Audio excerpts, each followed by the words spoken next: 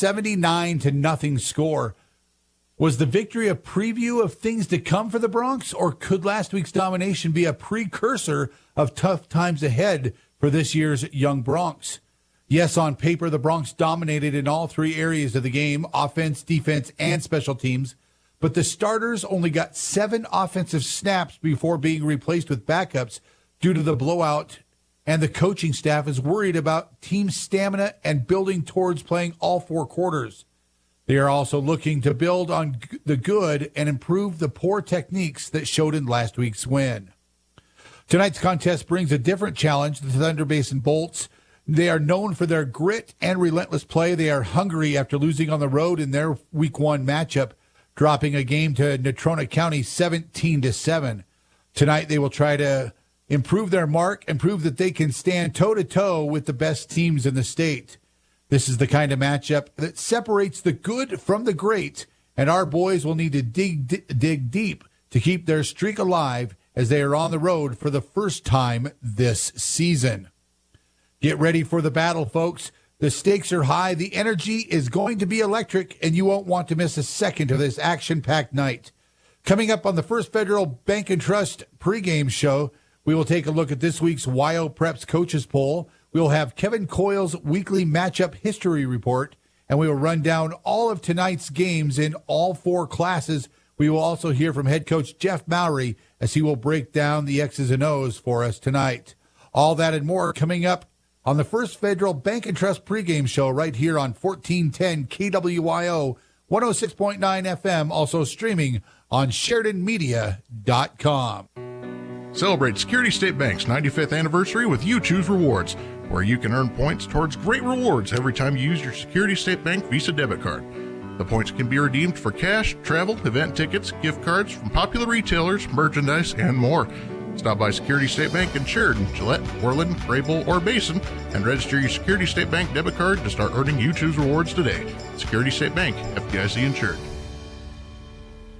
Whether you're starting a business, safeguarding your assets for future generations, or navigating the complexities of property transactions, McCool Law Firm LLC in Sheridan provides tailored solutions that ensure your success. McCool Law Firm understands that each case is unique, and it is committed to delivering personalized service that will exceed your expectations. McCool Law Firm, protecting your legacy, stepping up to bat for you. Find out more and schedule a consultation at McCoolLawFirmLLC.com or call 307-461-9240. The Waring Chevrolet Collision Center is open and ready to help if you've had an unfortunate encounter leaving you needing vehicle repair, Doug Wooden. Hey, Bob, we can get your damaged vehicle repaired and back to you in just a matter of days. We offer paintless dent repair along with a state-of-the-art mechanical repair facility. Plus, we are a preferred provider for most major insurance companies, and our experienced collision team is the best around. We'll get your vehicle repaired, back to you in like-new condition. The Waring Chevrolet Collision Center is ready for you at 400 North Gould. Moss Holders Design Center proudly supports our young student athletes in Sheridan County.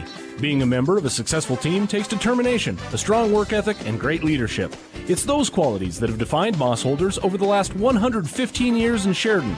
We're proud of the Moss Holders legacy, and we're proud of our local athletes and coaches. Let the talented and hardworking staff at Moss Holders help you with your next furniture purchase or design project. Moss Holders wishes each and every team the best of luck this season. Go Broncs and Lady Broncs. Hello, this is Michelle Manival from the Sports Stop and Foot of the Bighorns, and you're listening to Sheridan Media Sports.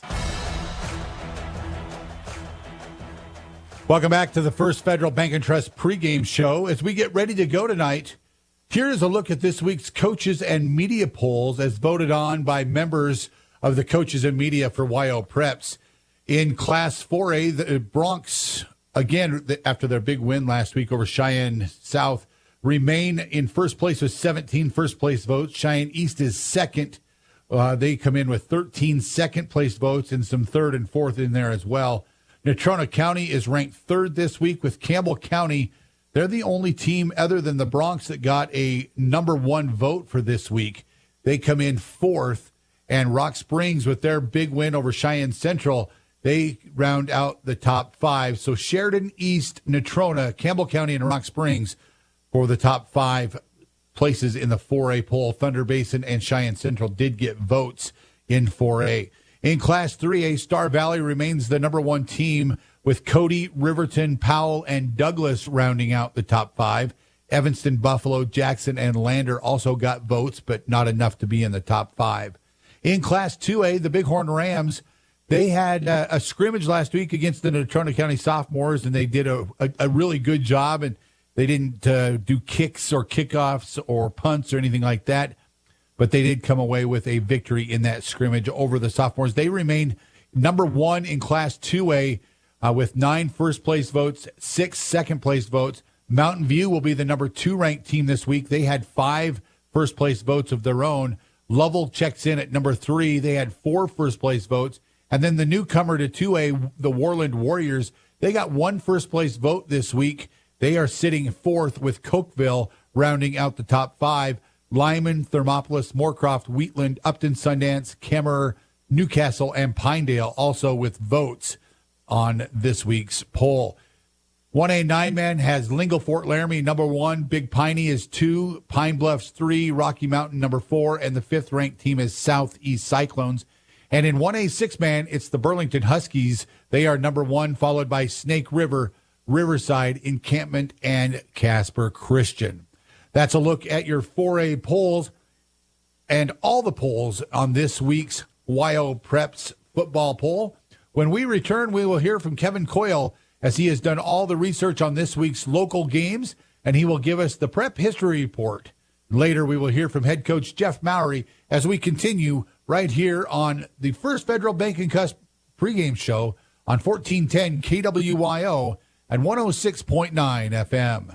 In a place where honesty and hard work define us, there's a bank that's fully invested in Wyoming. The banks of Buffalo, Gillette, and Sheridan. We understand that business owners are the backbone of our communities. And whether you run a ranch, a restaurant, or a retail store, we're here to support you with a range of account options and personalized services without all the unexpected fees. Because when your business succeeds, our communities thrive. Visit buffalofed.bank for all your business banking needs. Member FDIC, Equal Housing Lender. Texting and driving. Texting and driving? Everyone knows there really is no and. You're either texting or you're driving. In other words, if you're typing or reading anything while you're behind the wheel, you're not paying attention and you're not in control of your vehicle. That's why law enforcement around the state is cracking down on distracted driving. Hey, Wyoming, let's put an end to texting and driving because we all know better. There is no and. This message was paid for by WYDOT. You save, we give. Hi, this is Anna with First Northern Bank of Wyoming. I'm sure you've heard about our Roundup program by now, but did you know so far this year we've matched over $15,000 that we've donated to local nonprofits in our communities. This quarter we are giving to local youth services. If you haven't enrolled, stop by and see us at 29 North Gould Street to learn more and enroll today. You save, we give. It's a win for you and the community. First Northern Bank of Wyoming, investing in Wyoming communities since 1885. Member FDIC, Equal Housing Lender. Hungry? Got $5? McDonald's has you covered. Introducing the all-new $5 meal deal. Choose between a juicy McDouble or a McChicken sandwich, but wait, you'll also get a small fry, small drink, and a 4-piece chicken McNuggets, all for just $5. That's right, $5. So why wait? Head to McDonald's now and grab the $5 meal deal. Better yet, download the mobile app and save even more money and time by ordering ahead. McDonald's, Sheridan, Buffalo, and Gillette.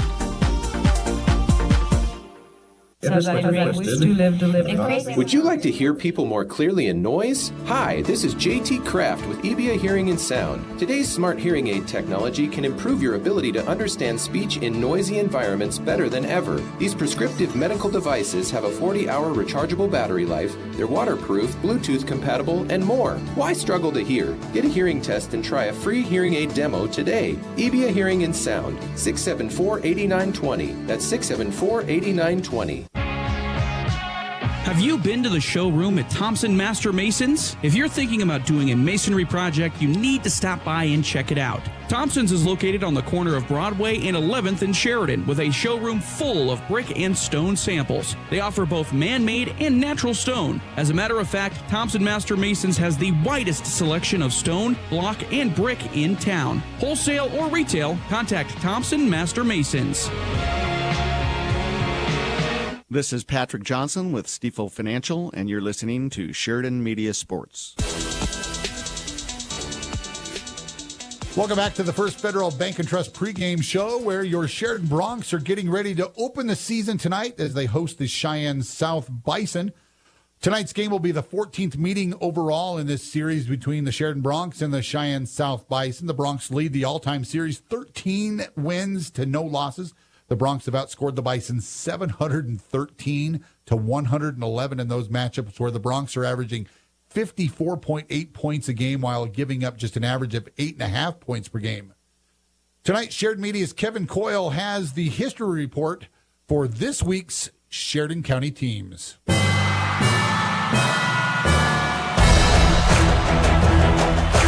For Sheridan Media Sports, I'm Kevin Coyle with your Sheridan County High School football history report for Week 1 of 2024.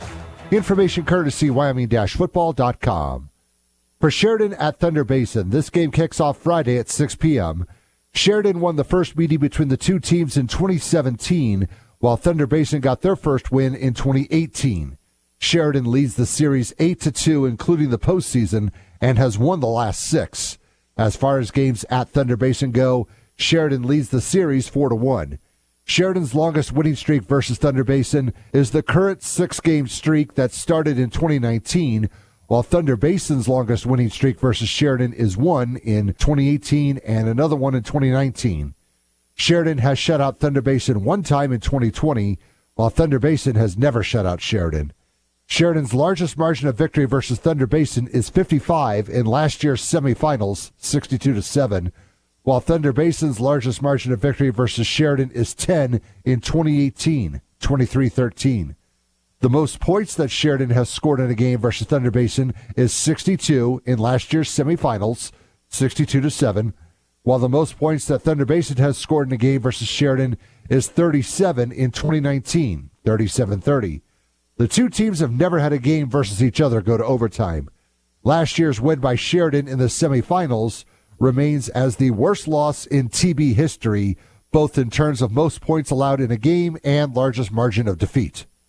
For Bighorn at Lovell, this game kicks off Friday at 6 p.m. Lovell won the first meeting between the two teams in the 2012 semifinals, while Bighorn got its first win and returned the favor in the 2013 semifinals. Bighorn leads the series 7-5, including the playoffs. As far as games at Lovell go, the series is tied at 2. Bighorn's longest winning streak versus Lovell is 5 from 2013 to 2016, while Lovell's longest win streak versus Bighorn is 3 from 2020 to 2022. Bighorn has shut out Lovell once in 2014, 25-zip, while Lovell has shut out Bighorn twice, the last in 2021, 20-zip. Bighorn's largest margin of victory versus Lovell is 35 in 2015, 42-7, while Lovell's largest margin of victory versus Bighorn is 26 in 2020, 26-zip.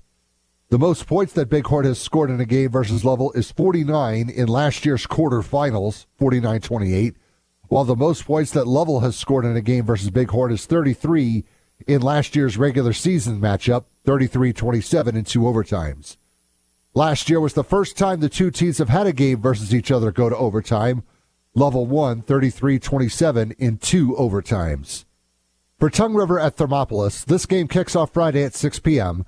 Thermopolis won the first meeting between the two teams in 1990, while Tongue River got its first win in 2005. Thermopolis leads the series between the two teams 6-5, but TR has won the last 3. As far as games at Thermopolis go, Thermopolis leads 4-2. Thermopolis' longest winning streak versus Tongue River is 3 from 1990 to 1992, and from 2009 to 2010 and in 2020. No games played from 2011 to 2019. While TR's longest winning streak versus Thermopolis is the current 3-game streak that started in 2021. Thermopolis has shut out Tongue River once in 1990, 76-zip, first meeting, while Tongue River has shut out Thermopolis twice, the last in 2003, 24-zip.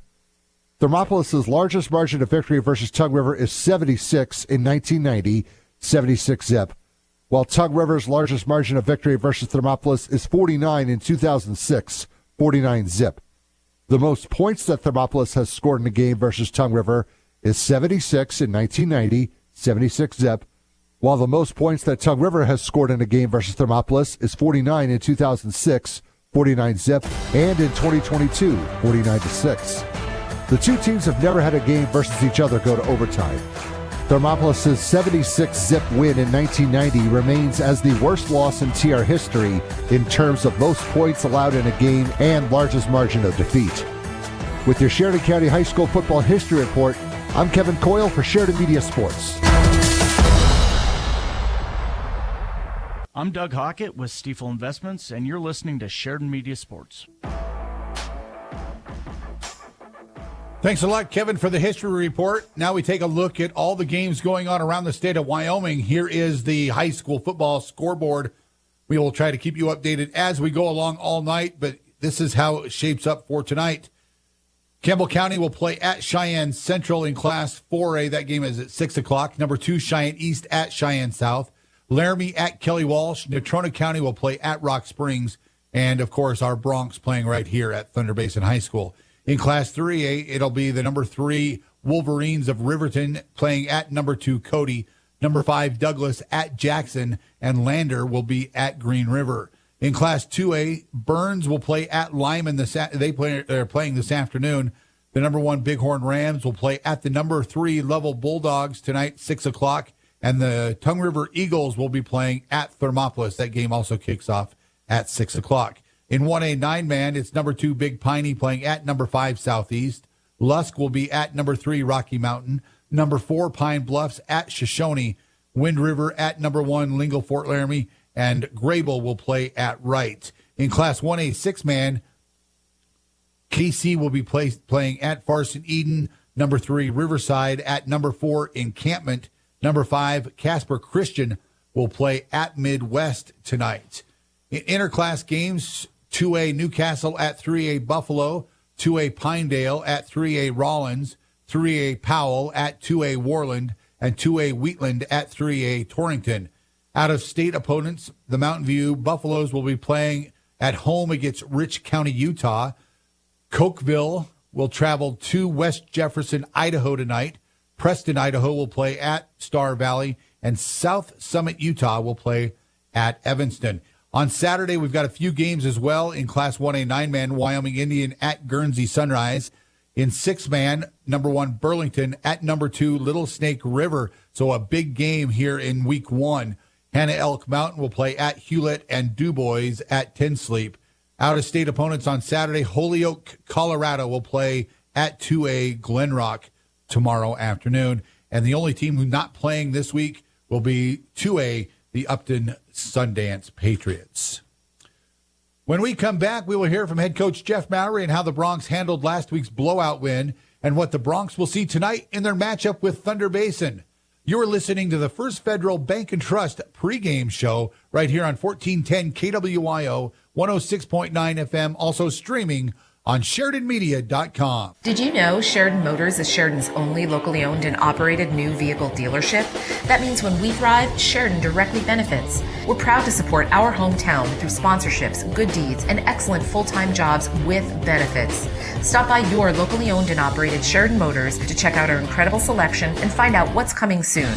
We know you have a choice when it comes to shopping for new and used cars, servicing your vehicle, and purchasing tires. On behalf of Sheridan Motors' entire team, thank you for your business.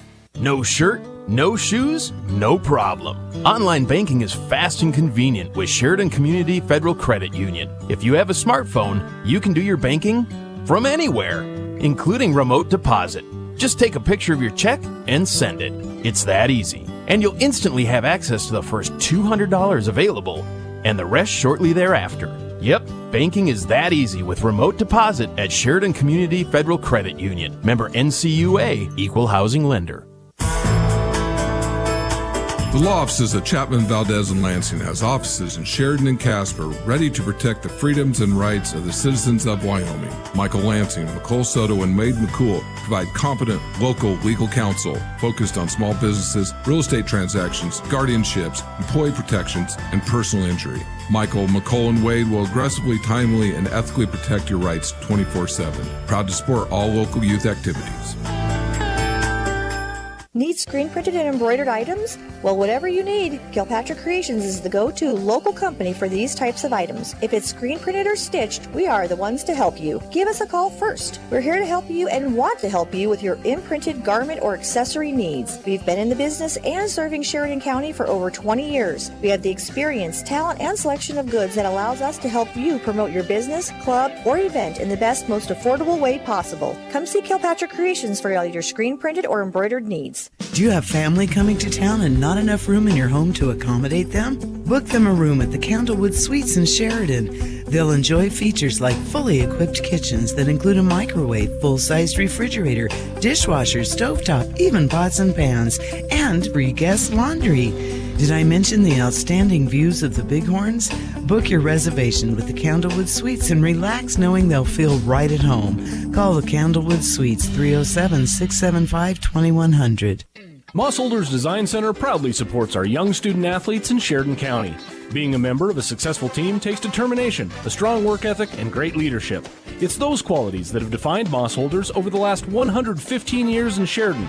We're proud of the Mossholders legacy, and we're proud of our local athletes and coaches. Let the talented and hardworking staff at Mossholders help you with your next furniture purchase or design project.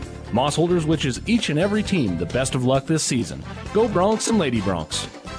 Coach, now we're into week one after a 0-week game that you can't say much about, but your varsity starters got 7 snaps. You're going to get to see the film, or you've watched the film. You know exactly what happened.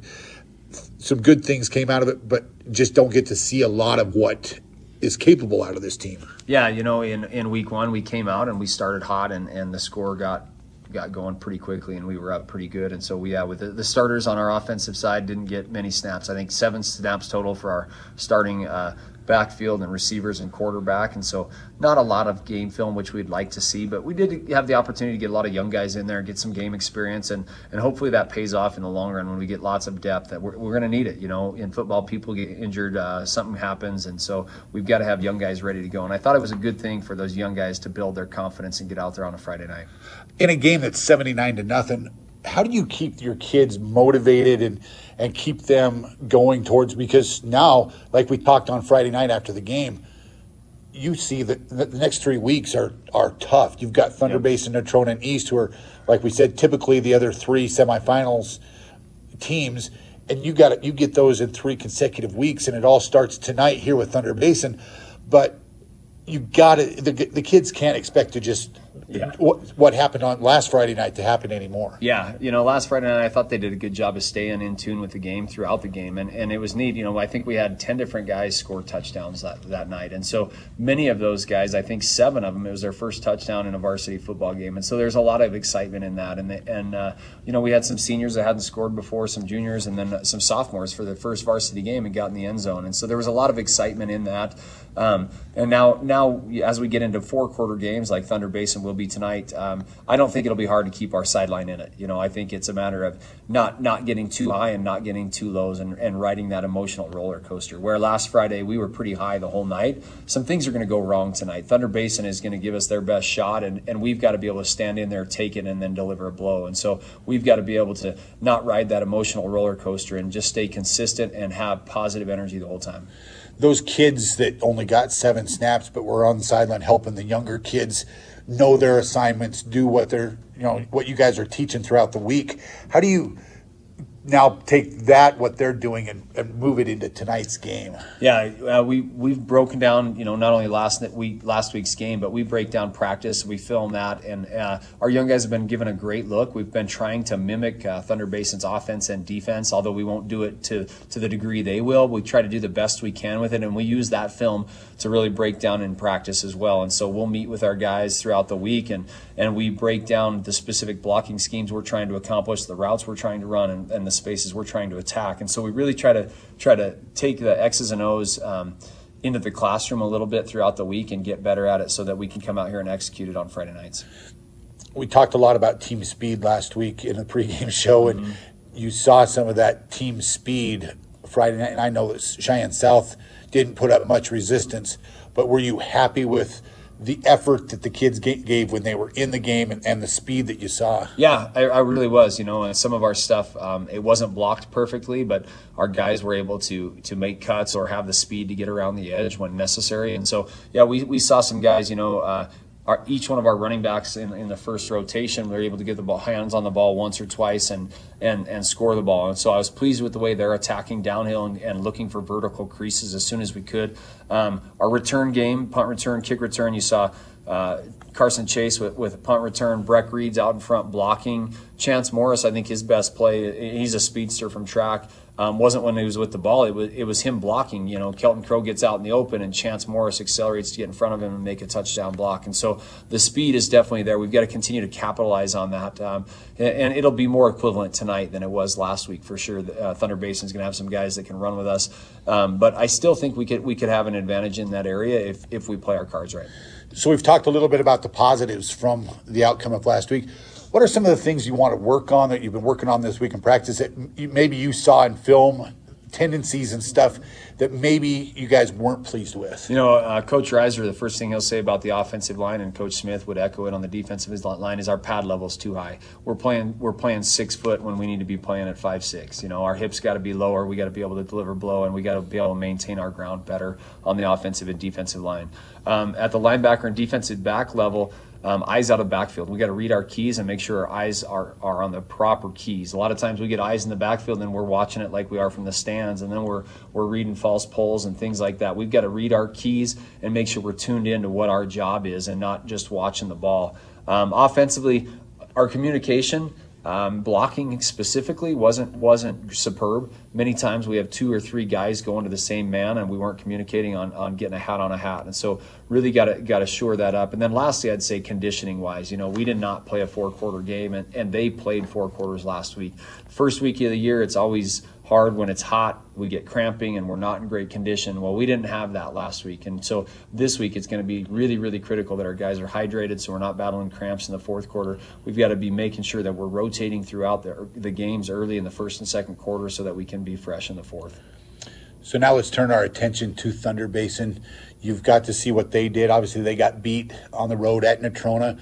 Probably Natrona, a very formidable opponent. Thunder Basin's going to be a decent team as well.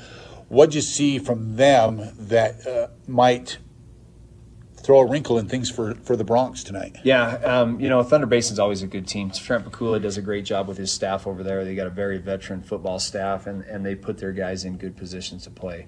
They run a little different defense, especially in the coverages, than we're used to.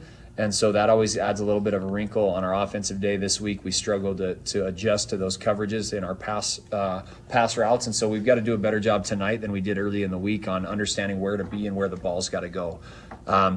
They're a physical 4-man down front, and they'll bring up a 5th guy, and they have very physical linebackers. Interior D-line, I think are 6 foot 180 or 280, and the other one's like 275. And so they're big guys that are strong and physical that we're not going to be able to just move off the ball. We're going to have to sit with low pad level and good technique to be able to move the ball.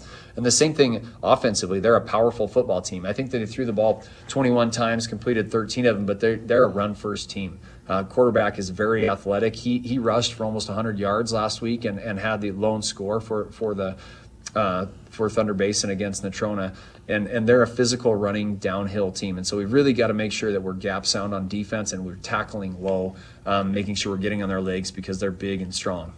So with the defensive scheme, with a running attack, with your young defensive line, are you worried about that at all coming into tonight? Yeah, absolutely. If we don't stop the run this week, next week, any week, if you don't stop the run, we're in trouble. And it starts with our defensive line for sure. And so Coach Smith's been working with his guys, keeping a good low pad level, making sure they're understanding the calls and the fronts and where they're supposed to move to. And we've got to maintain our gaps. Our guys have got to maintain their gap and keep linemen from climbing up to linebackers. And if linemen are climbing up to linebackers, we're going to be in a bad way. It'll be tough. If our defensive line can own the offensive line and keep them at the line of scrimmage and our linebackers can run, then we'll be okay. We'll be in a good spot because I think our linebackers can run and make tackles. And so our D-line's really got to play at the line of scrimmage, keep the offensive line at the line of scrimmage and maintain their gap. And if we can do that tonight, I think we'll be in a good way. They always say that from that first week game going into the second week is where you see the most improvement. This having Monday, I don't know if you guys practiced on Labor Day, Monday, but kind of a weird week with no school on Monday.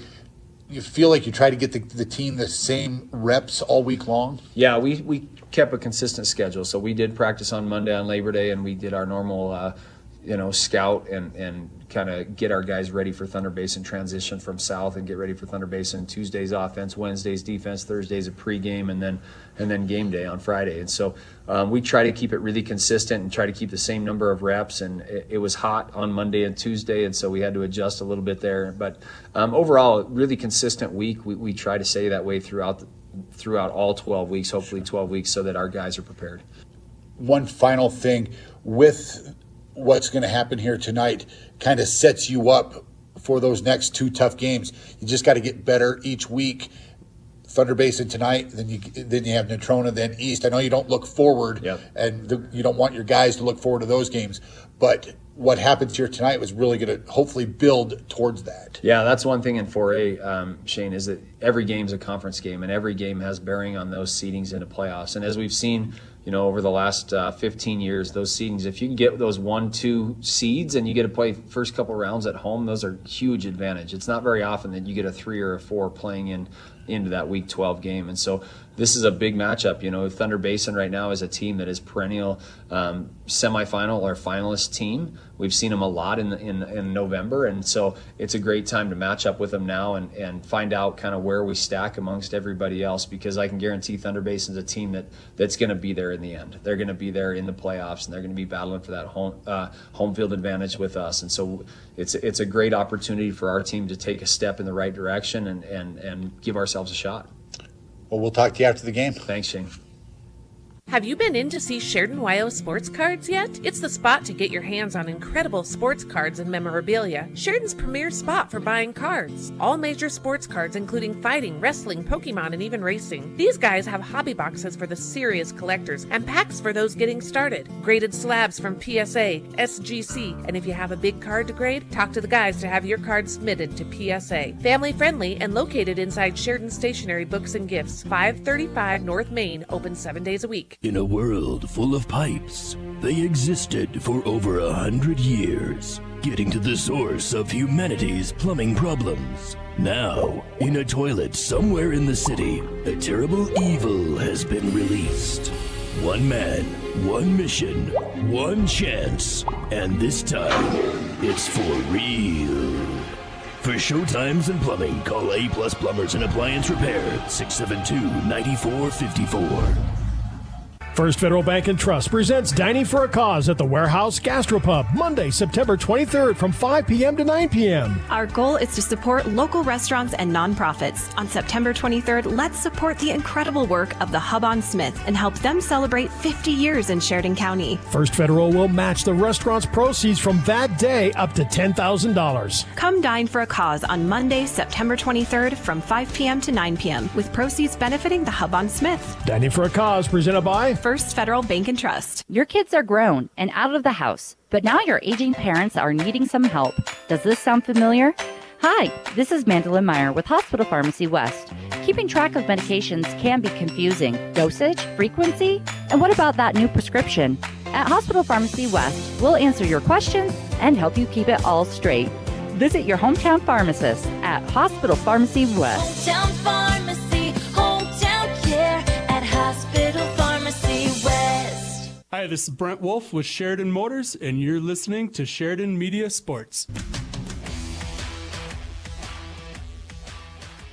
A huge thank you to head coach Jeff Maury for giving us the insight into tonight's game. Coming up next, Ryan Parker will join me, and we will have tonight's starting lineups and kickoff coming your way right here from Thunder Basin High School in Gillette. We will be back with your opening kickoff and more.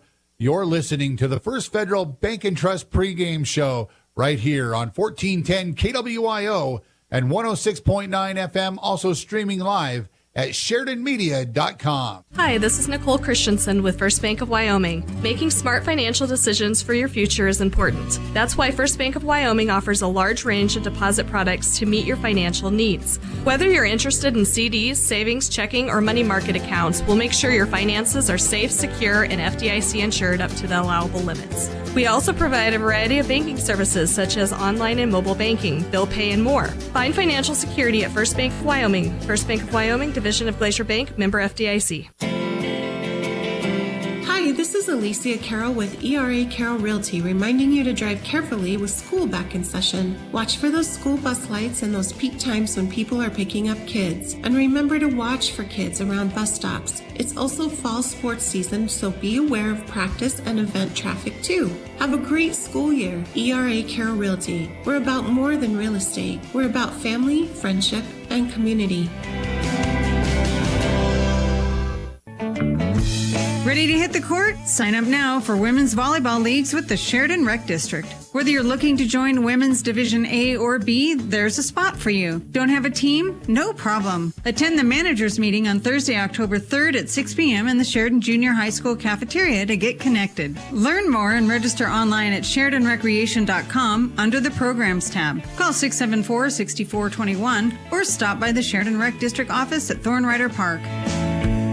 For most people, buying or selling a home is the biggest financial decision they will have to make. So why not match this life event with expert care to create the best possible outcome? Hi, this is Jill Bates with the Bates team at Best, and our mission has always been to bring above and beyond service from start to finish. And this is Colton Bates. We know that with your home sale or purchase, every day and every dollar that goes by is important to you, and that's why every single detail is important to us. So whatever step of your real estate journey you're now on, we know it's a big deal, and we're here to bring you the value you deserve. So give us a call at 675-BEST and visit bestwy.net today. Proudly brokered by EXP. Hi, this is Brent Wolf with Sheridan Motors, and you're listening to Sheridan Media Sports.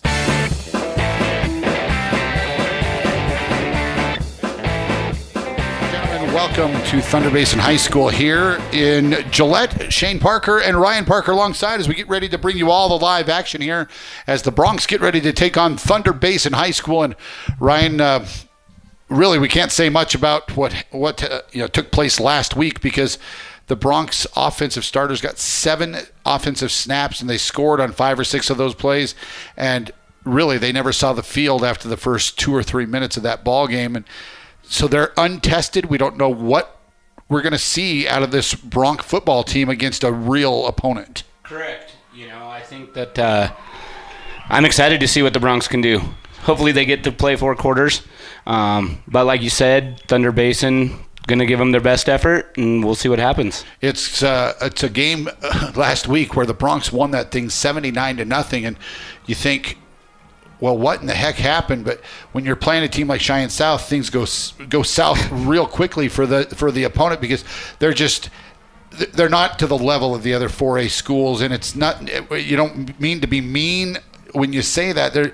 They are a program that is just really struggling at this time, and they've got to build confidence. And the Broncs did everything they could to just not to score more points than what really they did. Right. There was a lot of negativity on social media after that blowout win, and I honestly feel like it was from people that don't understand whatever. But we had our sophomores in the game with 8 minutes left in the second quarter, and we took a knee on several plays. We kneeled it. Coach Maury is not unclassy. He's not going to try to run up the score. So it is what it is. I don't think that he'll have them ready to go tonight, just like he said in that pregame show. So, but I'm excited to see these guys play. Yeah, I'd see it get out and really get a chance to. We did notice during pregame warmups, a couple of last week's starters are not in the lineup tonight. They will not be dressed. One, obviously, the speedster, Chance Morris, he is in street clothes tonight. And then one of the offensive linemen, Monty Morris, who started last week, is also in street clothes. So maybe something happened this week during practice. Maybe they just tweaked something, and Joanne Goss, the trainer for the Broncs, just wants to make sure that they're healthy for the remainder of the season. Yep. So, like Coach Maury said, you get dinged up the later you go in the season. Yep. So, this is only, second football game, but week 1. And we don't know what the deal is with Chance. I think you said that, the Morris kid, tweaked a knee or something in practice. But anyway, I don't think it's anything serious. So, but it's good. We'll get to see a young kid in Fisher Peldo. Yep. He's going to be starting tonight. So 2 Peldos on two that Peldos on the line. line. So we will see that, and so much more of the introductions are going on right now for the Broncs offensively. They will go like this. It will be at quarterback will be the senior Ty Gilbertson, Kelton Crow, and Garrett Way. Both seniors. They will be the running backs for you tonight. Your tight end is going to be Beck Haswell, the 6'3", 200-pound junior. Wide receivers, Carson Chase and Breck Reed, both speedsters. They are just really, really quick out there. Josh Davis will start at right tackle. Bridger Peldo at right guard. Brandon Vella, the 6', 200-pound senior, will be at center. Fisher Peldo will be the left guard, and Justice Lucas, 6'3", 195. He's a senior. He'll be the left tackle. For Thunder Basin, they're starting a junior at quarterback. His name is Hadley Hudson. Their running back will be Wyatt Black. And then a name that a lot of Sheridan folks are familiar with, Court Catlin. He will be the tight end for the Thunder Basin Bolts. He's also a state champion wrestler, very good athlete. Parker Wagner, Taven Young, and Grayson Peak will be the receivers. Their offensive line, they've got some size on their offensive line as well as you have great Kingston Hansen. He'll be the left tackle. He is a wrestler for Thunder Basin as well. Mason Kimberling, Seth Torres, Riley Birch, and Paxton Rathel will round out the offensive starters. And Ryan, the Bolts are being introduced right now. They took one on the chin last week, but they were on the road at a very good Natrona County football team. Lost that one 17-7. Not a lot of offense, but they played good defense. Right, and they're looking to get that first win. Yep. And they're at home. And they're at home. They don't want to, they don't want to get whooped up on by Sheridan or anybody for that matter. But, we'll see if they can bounce back from a tough game. Just got an update. Chance Morris has a concussion, and so that's why he is out of action tonight. Thanks to everyone who's updating us through social media that might be listening back home. I appreciate all the information we can get as we get ready for tonight's ballgame. We're a couple minutes from kickoff. When we come back, we will have that opening kickoff and more. You're listening to Bronc Football right here on 1410 KWYO at 106.9 FM. Wyoming Corporate Office is the trusted business choice behind thousands of businesses. Whether it's business formation, payroll, corporate paperwork, mail scanning service, or small business phone service, Wyoming Corporate Office powers over 100,000 businesses worldwide and locally. This makes Wyoming Corporate Office the state's largest business-to-business service provider, located right here in Sheridan, Wyoming. If you're drowning in corporate paperwork looking for someone with an unmatched experience that cares and wants to be your partner in making your business successful, trust that Wyoming Corporate Office can help you focus on what makes your business tick. Learn more today by visiting WyomingCorporateOffice.com. Fall is just around the corner. Have you thought about the summer adventures you missed out on, like those memorable camping trips or relaxing lake days? At Campco Federal Credit Union, we understand how important it is to meet your financial goals, no matter the time of year. That's why we're here to help you with a savings account tailored to your needs. Whether you're planning for future adventures or preparing for the holidays, Campco Federal Credit Union has got you covered. Visit us today and let us help you achieve your financial dreams for any season. Campco Federal Credit Union, NCUA, an equal housing lender. Does your outfit need refueled? Roll on into Farmers Co-op. Their large parking lot and easy access pumps make fueling up a breeze. Feeling a little hungry? While you're there, pick up a little something from the Country Store Deli. Perhaps a Polish sandwich, chicken wings, or taquitos. Top it off with chips and a cold drink, and you're good to go. Farmers Co-op, open Mondays through Fridays from 5 a.m. to 6 p.m., weekends 6 a.m. to 10. For your convenience at 1450 Coffeen Avenue in Sheridan. Celebrate Security State Bank's 95th anniversary with You Choose Rewards, where you can earn points towards great rewards every time you use your Security State Bank Visa debit card. The points can be redeemed for cash, travel, event tickets, gift cards from popular retailers, merchandise, and more. Stop by Security State Bank in Sheridan, Gillette, Portland, Graybull, or Basin and register your Security State Bank debit card to start earning You Choose Rewards today. Security State Bank, FDIC insured. This is Dr. Michelle Meehan, and you're listening to Sheridan Media Sports. Welcome back to Thunder Basin High School as we are the officials are just completing the coin toss at midfield here on the turf at Thunder Basin High School. The Broncs won the toss. They will receive the opening kick, so we'll get to see some of that speed right off the bat here as we'll see if they'll kick it to them for one, and maybe the kicker can kick it out of the back of the end zone and not give the Broncs a chance. But the Broncs do really like their team speed, as we heard from Jeff Maury during the pregame show. And, they want to see what they can do offensively because they really didn't get any resistance at all last week. I think we all want to see what they can do. I think so. So, yeah, let's go. So the teams huddle up, and we will get things going here. Beautiful night for football over here in Gillette. It's gorgeous, isn't it? About 80 degrees here at kickoff, and just a slight breeze. Broncs wearing their white tops, blue pants with the gold helmets. Thunder Basin, black jerseys, black pants, and their silver helmets with the Bolt logo on the side. And the Broncs, obviously, the Bronc head on the side of their helmets. And it will be the kicker, Quinn Kaplan, doing the honors for Thunder Basin. Back deep for the Broncs, Carson Chase. Also back there is going to be Breck Reed. So they're both standing at the goal line, and we are just about ready to get underway. There is the whistle, and we are ready to go.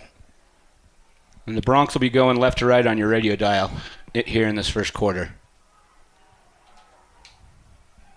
Kaplan, he punches one, and it's going to go into the end zone, and that's going to be a touchback. So the Broncs will start at their 20-yard line. And we'll see the offense come right out and see what they can do offensively here. Thunder Basin defensively last week did a good job. Natrona had the ball inside the 5-yard line a couple times in the first half. Thunder Basin forced them to turn it over on downs one time and created a turnover on another trip inside the 5-yard line. So the Broncs will start near hash, 20-yard line, 1st and 10. Here we go. Looks like it'll be Garrett Way in the backfield for the Broncs.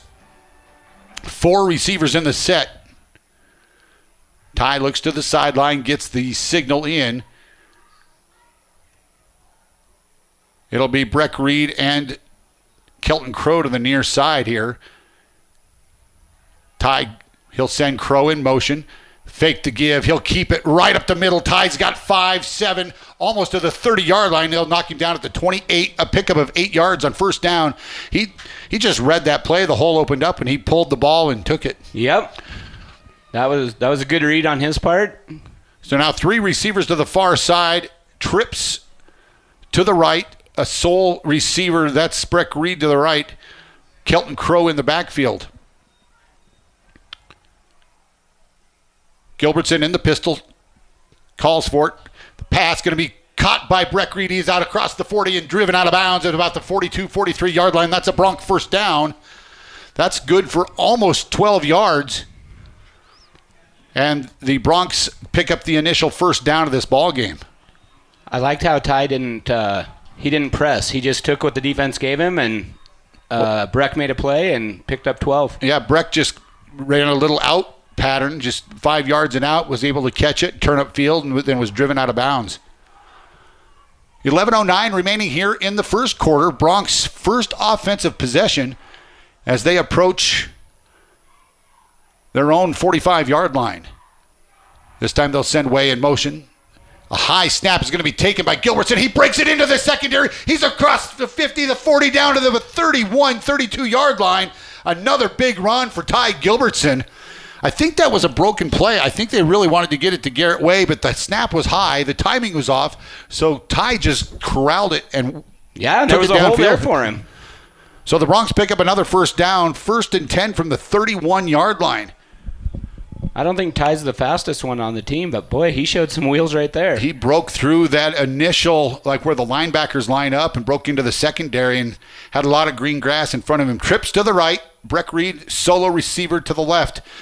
Kelton Crow, he'll get the handoff this time, and now we've got a flag, and we've got I think Breck Reed moved early. Yeah, out here a on false start on the Broncs. We'll back him up 5.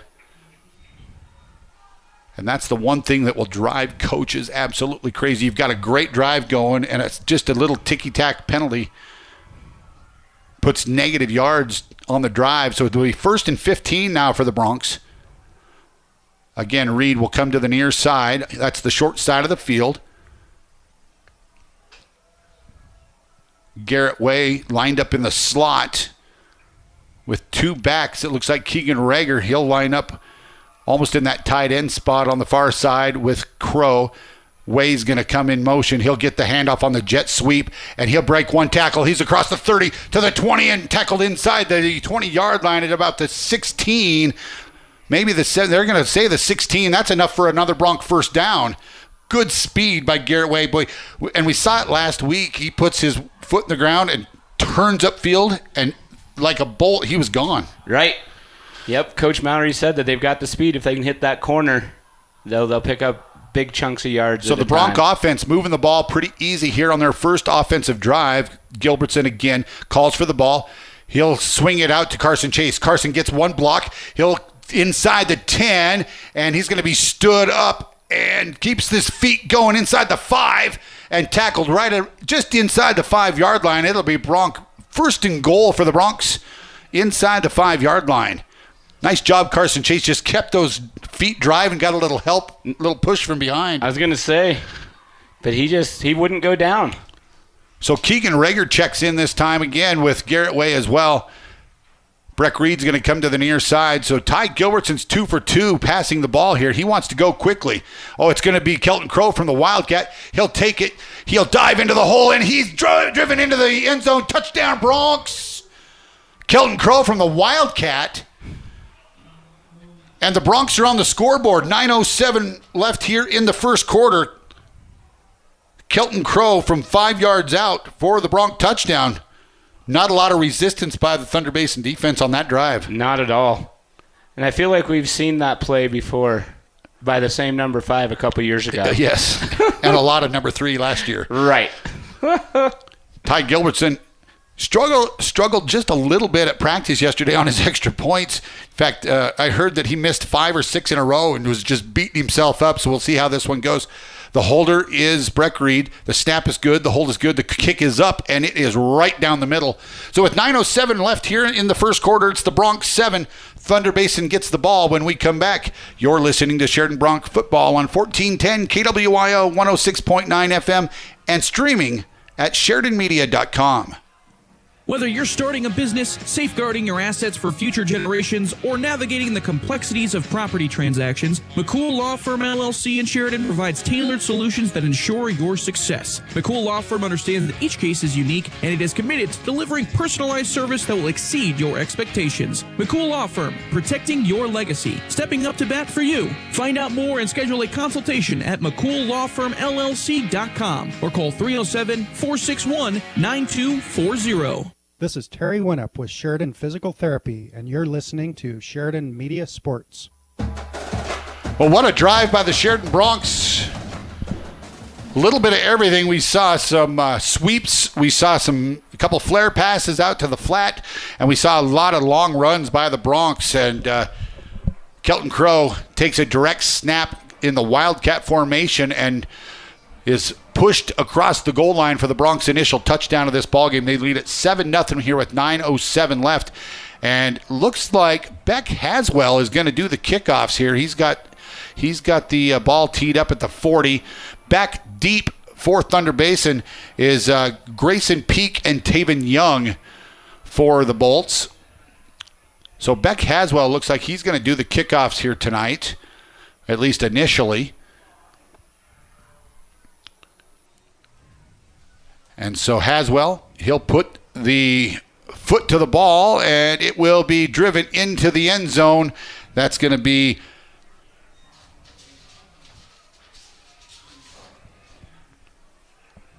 Grayson Peak, who was back there deep for Thunder Basin, and it will be a touchback. So Thunder Basin, they'll start their first drive at the 20-yard line as well. So the Broncs offense did what they need to on the opening drive. Let's see how the defense holds. And in talking with Coach Maury this week, you heard him say in the pregame show that the quarterback is pretty elusive. He likes to run the ball. He rushed for 91 yards in the opening week against Natrona, but he will throw it quite a bit as well. So again, they are in the pistol. 3 receivers to the near side. They'll send Catlin in motion. The give straight ahead to the running back. That's going to be Wyatt Black, and he pushes forward for about 8 yards on the first down. So it'll be 2nd and 2 for Thunder Basin. Well, and Coach Mowry said that that defensive line's got to stay in their gaps, and the linebackers got to fill those holes. Absolutely. So Wyatt Black with the initial ball carry for Thunder Basin. 2nd down and 2. 2 receivers to the near side. They got a tight end wing and Black alongside Hudson. Hadley Hudson, the quarterback, he fakes the give, and he's going to be stacked up for a loss of about 1 on the play. Great job by Garrett Way to stay at home. Well, Beck Haswell stayed outside on his end and forced that thing back inside where Garrett Way was able to make the tackle. Nice job staying at home defensively, reading their keys. As you'll always hear the Sheridan coaches say, read your keys. Parker Young will be the receiver to the near side. Out the far side will be Taven Young. Also Grayson Peak. And 5 receivers in this formation. Hudson, he'll drop straight back. He'll fling it high. It's going to be caught for a first down. Peak with the catch. And it's going to be enough. It'll be a pickup of about 6 yards, and it'll be a Thunder Basin first down. Carson Chase and Keegan Rager out there for the Broncs defensively. But a nice pass into the flat for Thunder Basin. 7:35 remaining here in the first quarter. Broncs leading 7-0 on the range scoreboard. Again, receivers all over the field here for Thunder Basin. Hadley Hudson, the quarterback, all alone in the backfield.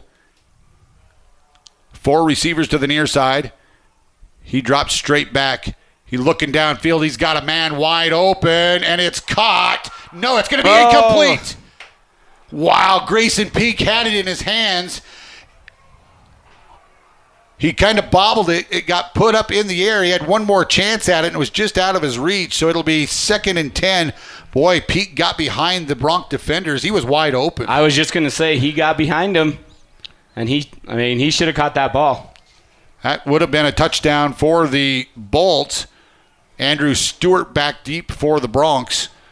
Also, Ty Gilbertson back there in his safety position. But receivers everywhere. You've got to know who you're covering when they're putting 5 receivers in the formation. Nobody behind you. This time it'll be Hudson and Black. They're going to bring a man in motion. And Hudson stops. He'll fire to Catlin in the middle of that defense. He's going to be across midfield, and the Broncs tackle him at the Bronc 45-yard line. That's enough for a Thunder Basin first down. Good play call as they faked the give inside, and Catlin was running free right down the middle of the field. And Hudson delivered a perfect strike. And the Broncs on their heels a little bit here defensively as Thunder Basin is marching. Catlin gave Ty Gilbertson a little bit of business when he got up after he got tackled. You can tell that Thunder Basin, they want this game. Absolutely. Hudson, this time he fakes the give. He'll dive into the hole. He'll be grabbed from behind by Haswell and pulled down after a 3-yard gain. Hudson for 3 brings up 2nd down and 7 for the Bolts. Haswell came from that defensive end spot, wrapped his arms around the backside of Hudson. Thunder Basin, their offensive line is a pretty good-sized bunch of kids. Yeah, they probably average 210, 215 across the front. Harvey Freiberger in on that defensive end spot for the Broncs. He just checked in. Haswell at the other end. This time they fake the give. The pass out in the flat is going to be driven out of bounds. That's Peak. Actually, Taven Young on the reception for Thunder Basin. That's going to be another Bolt first down. It's going to be 1st and 10 for Thunder Basin at the Bronc 34-yard line. 5:59 to go here in the first. Broncs leading 7-0 on the range scoreboard.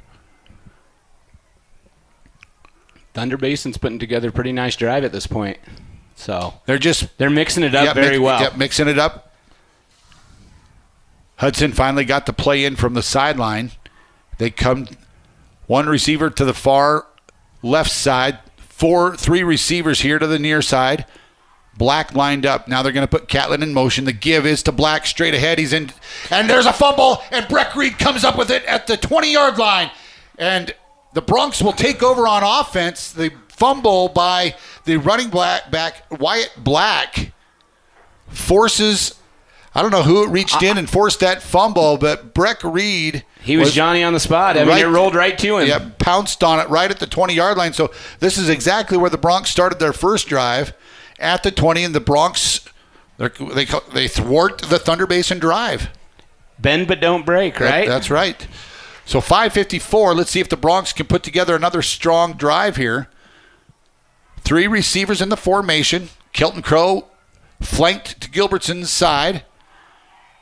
And the give straight ahead to Crow. He's across the 20 to about the 23 or 24 yard. Out to the 24. It'll be a gain of 4. A whole host of bolts there on the tackle. I think that was Kingston Hansen on the tackle for the Bolts. This time, the Broncs line up. It's going to be Gage Rogers to the near side as Breck Reed checks out. Garrett Way will be in the backfield along with Gilbertson.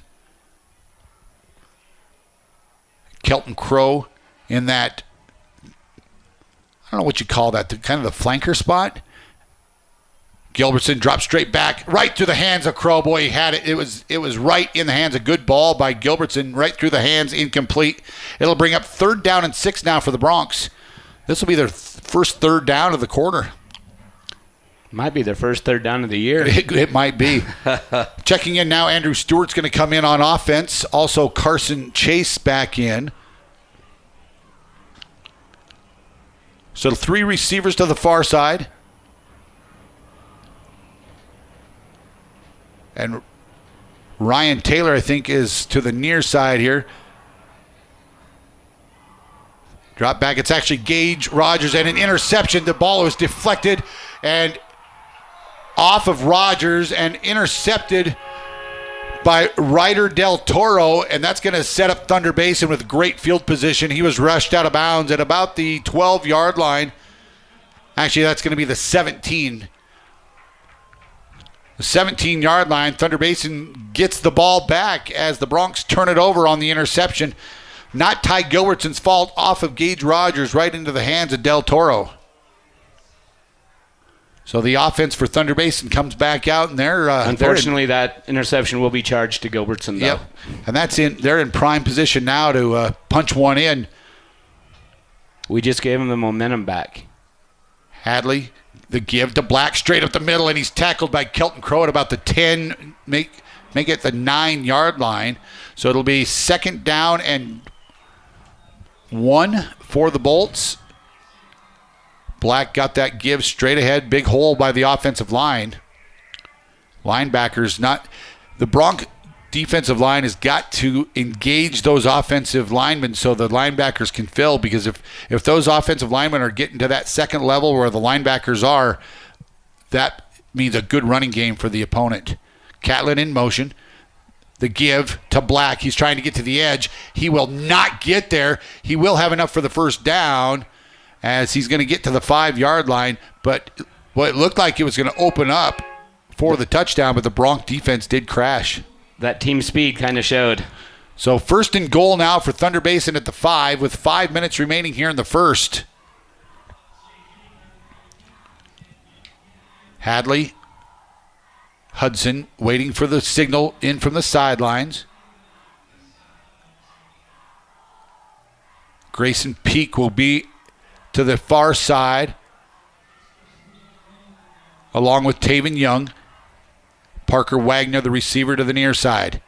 Black lined up in the backfield. Catlin goes in motion to give straight ahead, and nothing doing. A gain of a couple down to about the, what are they going to say, the 2, the 3, down to the 3-yard line. It'll be 2nd down and goal for Thunder Basin. Black to give straight ahead. So 2nd and goal for Thunder as we approach 4 minutes remaining here in the quarter. That Bronc defensive line has got to stand tall here. Yep. Dig your claws in and keep him out of that end zone. Hudson with Black behind him. 4 receivers in the formation. The high snap, the throw into the end zone's way overthrown. Incomplete. Will bring up 3rd and goal now for Thunder. With 3:46, Bronx had that one scoped out pretty well and forced a bad throw by Hudson. A little bit of pressure on him. I think maybe he had to throw a little bit before he was ready because it went way over the receiver's head. The receiver hadn't even really gotten to his break yet when he was going to the corner of the end zone, and the ball was well overthrown. 3:46 to go here in the first. Thunder Basin 3rd and goal from the 3. Can the Bronc defense hold them out here?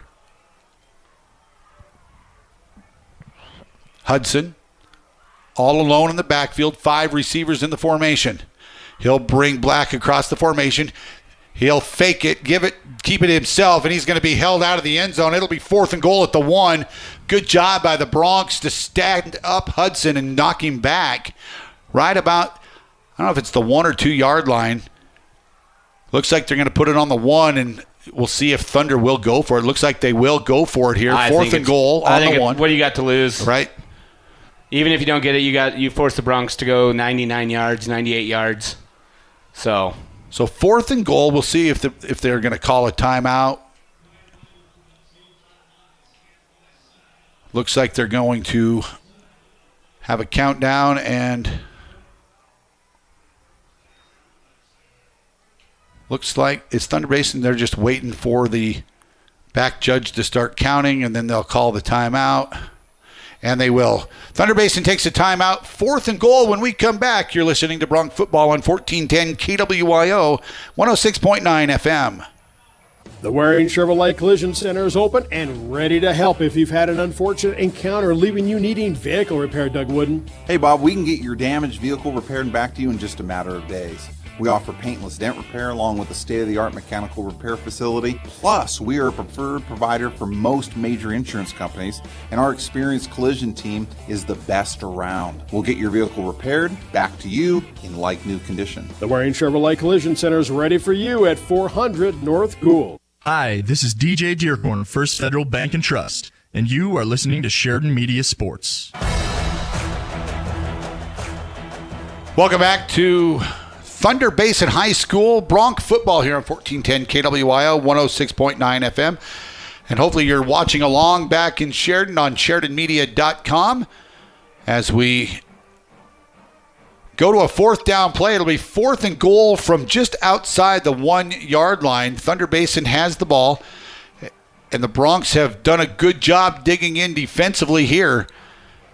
And let's see what Thunder comes out with. Looks like they're going to line up the running back, Wyatt Black, behind Hudson. Boy, you haven't seen that yet tonight. This is a different formation. 3 receivers in the formation. Black takes the snap, fakes, rolls out, dumps one in, and it's incomplete. The Broncs knock it away. Great defense by the Broncs, and they stop the threat and will take over at their own 1 yard line. So the Broncs defensively hold, and that's big. That's huge. That's a big series there for the Broncs defense. After getting a turnover, then they turn it back over and able to hold them inside the 5 and on 4 plays. Like I said before, bend but don't break. Right. So the Broncs, it looks like the ball will be just outside the 1 yard line, between the 1 and the 2, where they will take over offensively. And the Broncs have all kinds of guys in the backfield. Well, they can only have 4. They've got the Wildcat here, and it will be Crow. The Wildcat, he breaks one. He's across the 10, the 15, out to the 17-yard line. Boy, he was 1 step from breaking that thing completely for 99 yards. Yeah, he showed really good patience, just waiting for that offensive line to just kind of get off their blocks, and he just followed him up the hole. So the Broncs get out of the shadow of their own goal line. 1st and 10 now for them out at the 17-yard line. 3 receivers to the near side, 1 to the far side.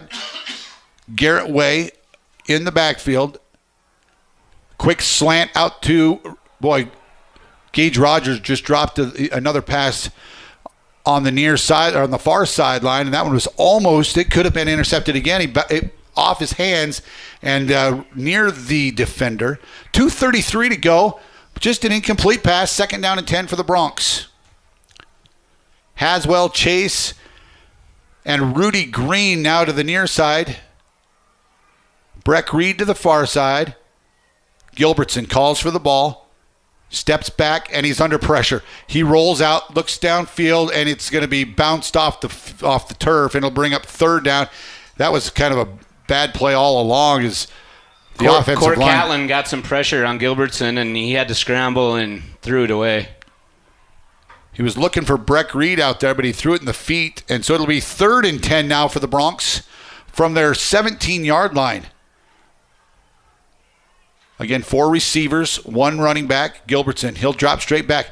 The pass is completed to Haswell. Haswell's going to have enough for the first down out across the 30-yard line where he's tackled at the 31, enough for a Bronc first down.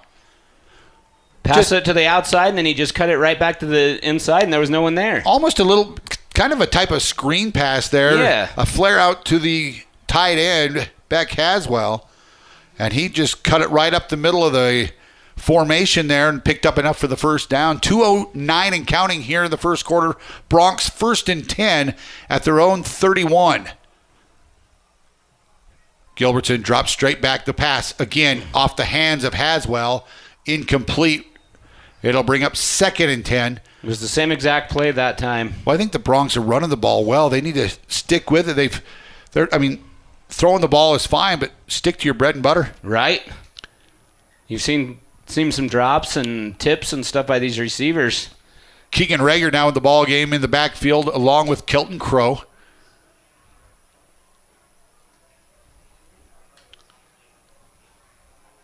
Haswell lined up at the tight end. This is a tight formation for the Broncs. They're going to send one man in motion. The snap is high.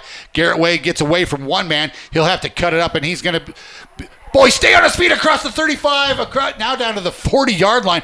How did he break that tackle? I don't know, but way to keep your feet. He was stood up for a 1 or 2 yard loss, and now it's going to be a gain of 9, and it'll be 3rd and 1 for the Broncs. Turn nothing into something, and now we've got it, 3rd and short. Yeah, Garrett Way showing what everyone's been talking about. He didn't get a lot of playing time last year. He got hurt early on and just was never the same with that ankle injury. This time it's going to be to Crow, straight ahead. He'll have enough for the first down.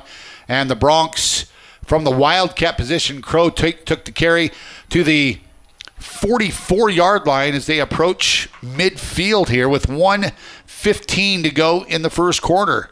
Broncs leading 7-0 here on the Range scoreboard. The Broncs continue to change things up.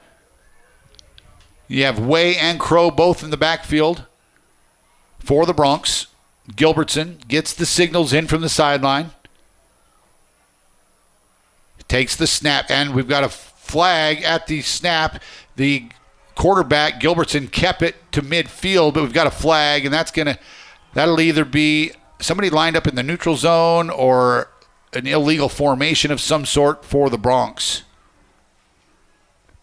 Because he dropped the flag right from the get-go, and it looks like it will go against Sheridan as they are marching back.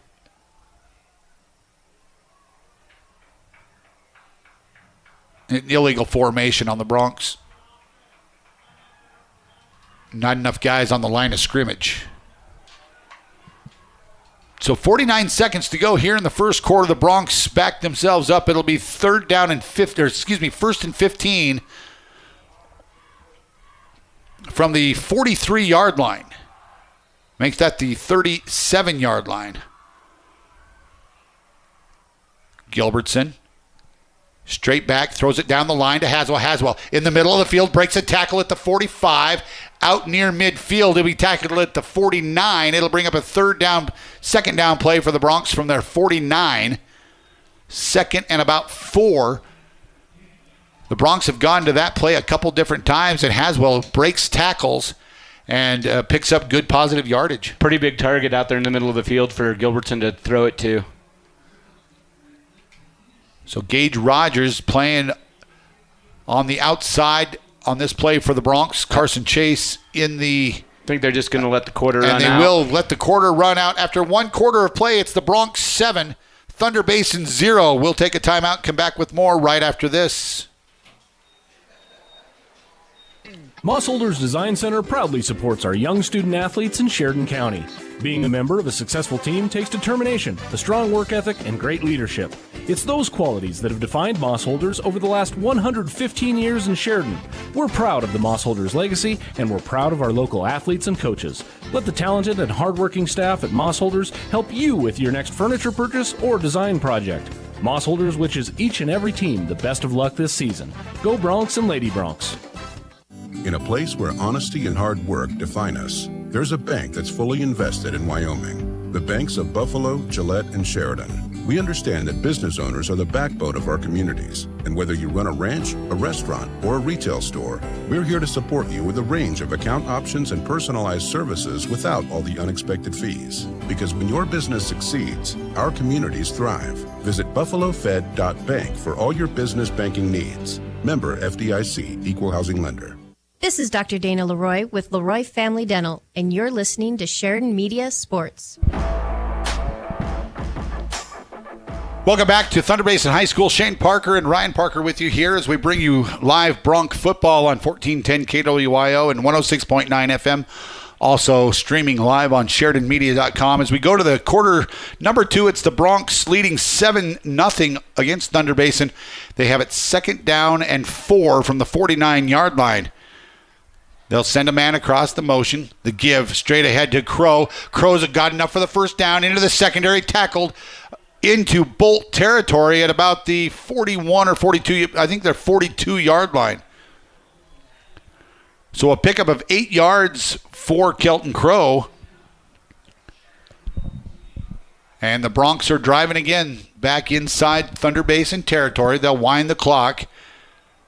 Gage Rogers to the near side of the formation.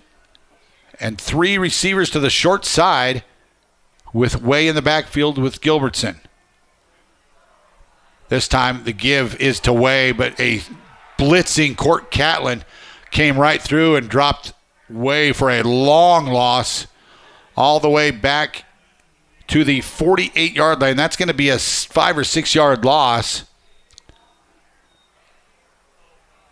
6-yard loss, 2nd down and 16 for the Broncs after the 6-yard loss. They're on 1st down.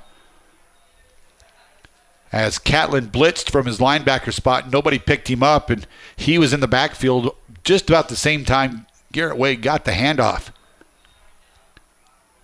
They'll send Crow in motion. That's Chase. Actually, the give is to Garrett Way. He'll pick up 8, 9, maybe 10 yards back to the 40-yard line as he broke through a couple of arm tackles to pick up yardage all the way down to the 40. It'll be 3rd down and 8 for the Broncs after the Garrett Way carry. This time it'll be Kelton Crow in the backfield. Gilbertson in the pistol. 3 receivers in the formation with Haswell lined up at tight end. Gilbertson sends Carson Chase in motion.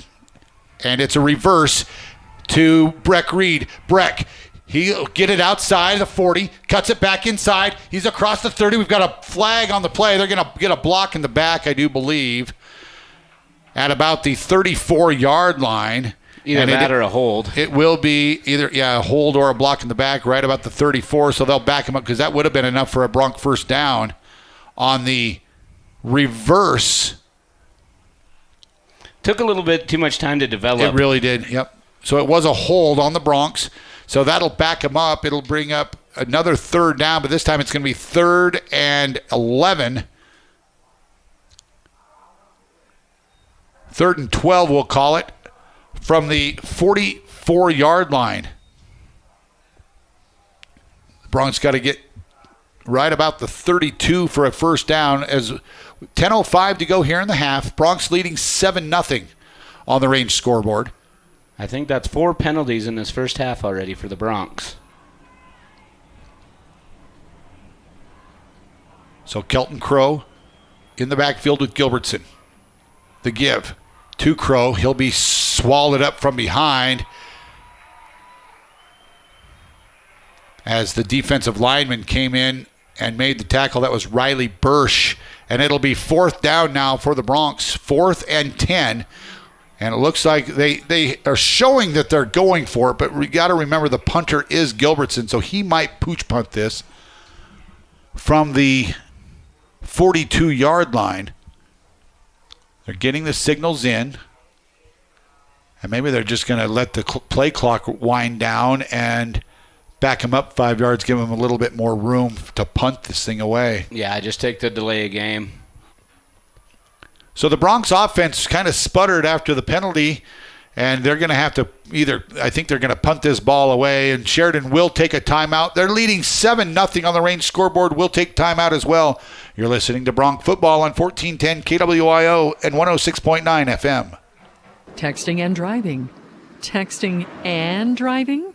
Everyone knows there really is no and. You're either texting or you're driving. In other words, if you're typing or reading anything while you're behind the wheel, you're not paying attention and you're not in control of your vehicle. That's why law enforcement around the state is cracking down on distracted driving. Hey, Wyoming, let's put an end to texting and driving because we all know better. There is no and. This message was paid for by WYDOT. Hi, I'm County Commissioner Christy Haswell, and you're listening to Sheridan Media Sports. Welcome back to Gillette Thunder Basin High School. A couple scores coming in as Kelly Walsh leading Laramie 7-0 end of the first quarter. Also Cheyenne Central and Campbell County 0-0 after 1 quarter of play. That game being played in Cheyenne. So those are the scores right now. East leading Cheyenne South 28-0 with 3 minutes left in the first quarter as well. So looks like that losing streak for Cheyenne South will continue tonight. The Broncs looking for number 33 in a row. They lead at 7-0 here on the range scoreboard. Looks like the Broncs, they're lining up to go for this thing. 4th and 10. And we'll see if Gilbertson does just try to pooch punt this thing away. Gets the play in from the sideline. He's got one receiver in the formation. And Gilbertson is just going to pooch punt it, and it's going to roll all the way down inside the 10-yard line and be down at about the 8-yard line. Great punt. So good. Actually, they're going to call it the 9. So it'll be Thunder Basin ball, 1st and 10 at the 9, their own 9-yard line. Good punt by Gilbertson. He just kind of end-over-ended that one. Yeah, a little knuckleball, like just over the line, and it just got a great roll. So 9:05 remaining here in the first half. Thunder Basin will get their 3rd possession of the game. The Broncs seem like they've had the ball a lot. Each team has turned it over once. Actually, we'll call it twice for Thunder Basin because they turned it over on downs. Well, you talked about it earlier, Thunder Basin's defense, holding together pretty well. Yeah, they're a solid defensive team, obviously holding Natrona to 17 total points a week ago. So their offense is out on the field. They've got 3 receivers in the formation. Catlin, the tight end, and Black is the running back with Hudson, the quarterback. He'll take the snap. He'll fake the give and take it right up the middle across the 10 to about the 14-yard line. That'll be a pickup of 5 yards on first down for the Bolts. So you're seeing a lot of the teams are doing the same thing the Broncs have been doing for years. They do a lot of the people in motion, fake handoffs to the guys in motion, or they'll jet sweep it. The quarterback keeps it, takes it right up the middle. So a lot of, what the Bronc offense does, a lot of teams are starting to kind of emulate that because of the success the Broncs have had over the years. This time the give is to Black straight ahead. He makes one man miss and is stacked up right at, they might give him maybe a yard. No, they're going to say no gain on the play. So it'll bring up 3rd down and 5. Well, they're saying 3rd and 4, but that ball is right at the 15-yard line. They have to get pretty close to the 20 for the first down. So Catlin back in the game for the Bolts. Hudson looks at his wristband. And another timeout on the field. 7:46 to go here in the first half. Thunder Basin takes timeout. We'll join them. We're back to Thunder Basin High School right after this. You save, we give. Hi, this is Tasha with First Northern Bank of Wyoming. I'm sure you've heard about our Roundup program by now, but did you know so far this year we've matched over $15,000 that we've donated to local nonprofit in our communities? If you haven't enrolled, stop by and see us at 29 North Gould Street to learn more and enroll today. You save, we give. It's a win for you and the community. First Northern Bank of Wyoming, investing in Wyoming communities since 1885. Member FDIC, Equal Housing Lender. Hi, this is Ken Balkenbush with Prime Rate Motors and Super Trailer Store, and you're listening to Sheridan Media Sports. Welcome back to Thunder Basin. We've got 3rd down and 4, maybe a 4.5 for the Bolts coming up. Don't forget, coming up at halftime, James Timberlake will be joining us for his halftime show. He'll run down all the scores so far tonight. Also take a look at what else is coming up around in other sports around Sheridan. Also, he'll preview tomorrow's Wyoming home debut as they take on the Idaho Vandals tomorrow at War Memorial Stadium. Heard today that it's a complete sellout tomorrow at War Memorial Stadium for the home opener. So 3rd down and 4. Hudson sends Catlin in motion. He'll drop straight back, looks down the field, and he's got a guy, and that's going to be just enough for a 1st down. The catch is made by Taven Young out across the 20 to the 21-yard line. A new set of downs for the Bolts. No pressure by the Broncs. Hudson had a lot of time to stand back and just find an open receiver. Good job by that offensive line. Good job by that offensive line to give that quarterback time to throw. So under 7.5 to go here in the first half. 4 receivers for the Bolts. Black is the running back with Hudson. He'll drop straight back, looking deep, has a man in the flat, and he's going to be tackled. Goes nowhere. Carson Chase had him. Black stood up and was then gang tackled by the Broncs, but that's going to be a loss all the way back to, I think, the 15-yard line. That's a loss of 6. He almost broke away from that, and it was initially a good tackle. And he didn't go all the way down. His knees didn't hit. And, the coaches will talk to Carson Chase about wrapping up and making sure that you finish the tackle. Logan Mendoza checks out of the game for the Bolts. Catlin back in. And the play comes in from the sideline. 6.5 to go here in the half. Again, the Broncs score on their very first drive of the ball game as Kelton Crow scored on a 5-yard touchdown run. That's all the scoring here in the first half. And now another timeout by Thunder Basin. That's their 3rd and final timeout of the half.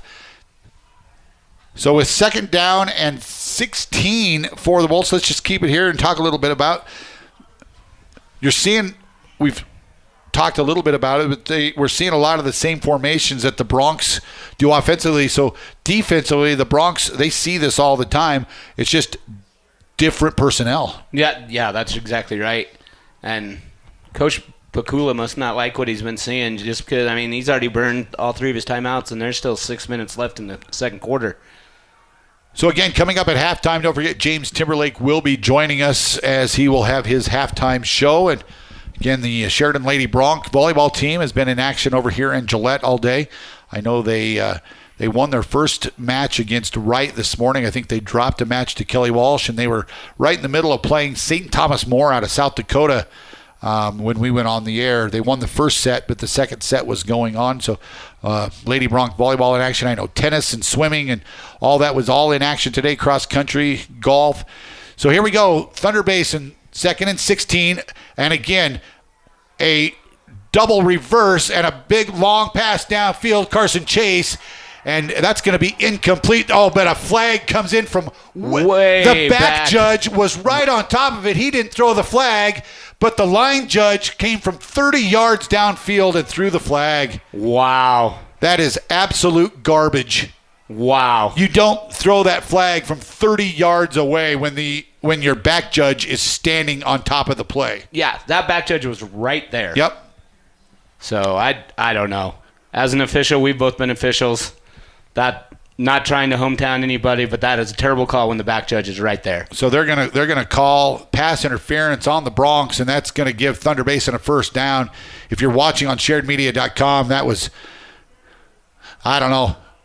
I don't like to give officials a bad time, but I've never seen an official make a call from 30 yards downfield when the back judge was right on top of it. Right. Actually, they just called illegal contact is all they called there, but it's a 5-yard penalty, but it gives them a first down. Well, nonetheless. So Hudson this time, he'll drop straight back, finds a guy across the middle. That's Mendoza. He'll break a tackle at the 45 and be tackled at midfield.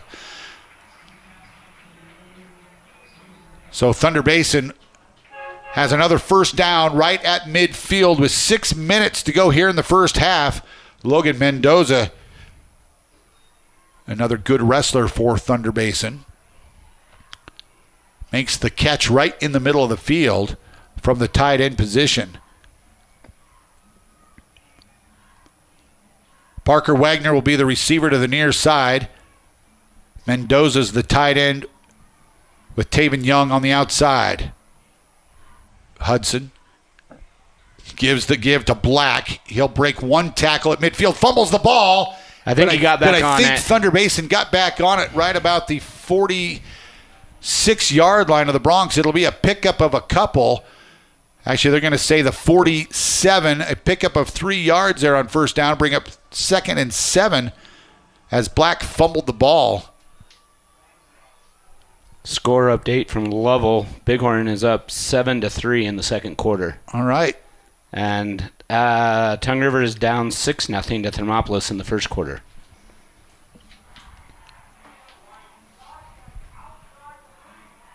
Hudson, he'll roll to the near side.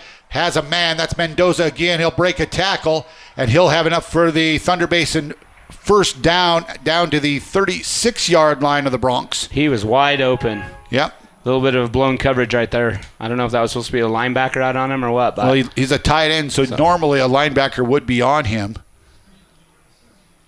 Hudson again getting signals from the sideline. Sun starting to set here in Gillette. 4:41 and counting on the range scoreboard. Again, the Broncs still leading just 7-0 here in the first half. Hudson flanked. That's the running back. And he'll be Xander Coombe across the 35 down to about the 34. It'll bring up 2nd down and 8 for Thunder Basin. Harvey Freiberger on the tackle. Xander Coombe, a 5'9", 175-pound sophomore for these Bolts. Grayson Peak will go to the far side. Taven Young in the slot. Well, Sheridan's defense is going to have to stand tall again. They may not get this ball back. The remainder of this half, they've had three possessions this half. Scored once, and turned it over once. The give to Coombe straight ahead, and he'll pick up a couple down to the 33-yard line. I think it's going to bring up 3rd down and 6 for Thunder Basin, and I would expect Hudson to be in a passing situation here. Keegan Rager did a good job of staying at home and just going low and making sure he didn't get any further. Break a tackle there. And remember, Thunder Basin gets the ball to start the second half as Absolutely. well. So, they could potentially steal a possession, what they call it, if they can put some points on the board here and not let the Broncs have the ball back.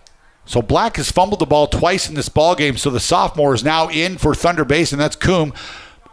Catlin goes in motion. He'll sprawl out, and Hudson keeps the ball, and he's going to be swarmed under by Freiberger and Peldo. It's going to bring up 4th down and about 7 for Thunder Basin after the no gain on the play. Hudson was looking downfield, nothing there, and he was swallowed right at the line of scrimmage. So the Broncs defensively stand again, force a 4th down here. And let's see what Thunder Basin decides to do. They have no timeouts left as we approach 2:15 remaining here in this first half. Hudson. He's flanked by Coombe. Two receivers in the formation. Drops straight back, has a tight end across the formation, and it's going to be incomplete. And the Broncs will take over. They stopped Thunder Basin again as Hudson short-armed it, and it skipped into Catlin, but they call it incomplete. Pretty good coverage over there on the outside by the Broncs. Well, they've had 4 and 5 receivers in the formation most of the night, and that time just 2 with the tight end. And you'd think that with the way that they have receivers that they would have put more in that formation. You can see kind of a dejected Wyatt Black. He's got his helmet off, standing kind of all by himself. He knows he's put the ball on the ground a couple times, and the coaches pulled him out of the lineup after that last time he fumbled the ball. This time the pass goes incomplete by Gilbertson, intended for Haswell. But Gilbertson just kind of short-armed that one, and it hopped short of Haswell. Under 2 minutes to go here in the first half. Broncs have 4 receivers in the formation, with Garrett Way flanked to Gilbertson's side. Actually, that's Kelton Crow.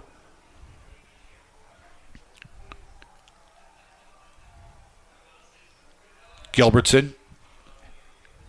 He drops back, and he'll roll to his far side, and Mendoza gets him from behind. Gilbertson scrambles out of that tackle for maybe a yard or two, and it'll bring up third down and about 8 for the Broncs after Gilbertson's 2-yard pickup.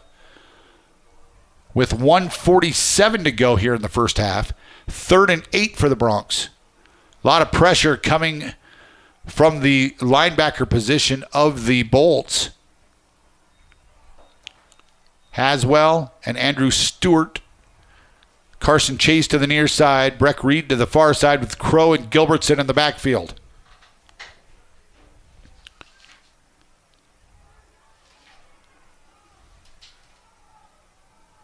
Gilbertson calls out the play. Drops straight back. And it's a screen pass to Crow. Crow, he'll have enough for the first down. As he just got enough. Boy, half a yard, I think. I think he got it by about a half a yard, yep. So the Broncs drive will continue with 1:37 to go. They'll have to line up quickly. They've got to try to get a big play here to at least get in field goal position, try to put some more points on the board. 4 receivers, again, 2 to each side. Crow in the backfield. Gilbertson drops straight back. Outlet pass to Haswell. Haswell, he'll be tackled near the sideline, but inbounds. That's going to be at the 47-yard line of Sheridan. 2nd down and 5. Sheridan does still have 2 timeouts left to use. So the Broncs send 3 to the far side. Catlin is picked up defensively. There's Haswell. Haswell makes one guy miss. He's got enough for another Bronc first down. And the Broncs want a timeout. Let's see where they spot this. I think they're going to give him the first down right at, they're in Thunder Basin territory at the 47-yard line. They might measure during this timeout. We'll keep it right here. 55 seconds left here in the half. And are they going to measure here, or they're going to just call it third and inches? 2 if inches, it is. right? They're taking a look at it right now. Let's see if they... First down. The referee came over, looked, and said it is a first down. So the Broncs will have a first down when they come out of their timeout. What do you think? What's Gilbertson's range for a field goal? We need about 10, 15 more yards? Yeah, probably.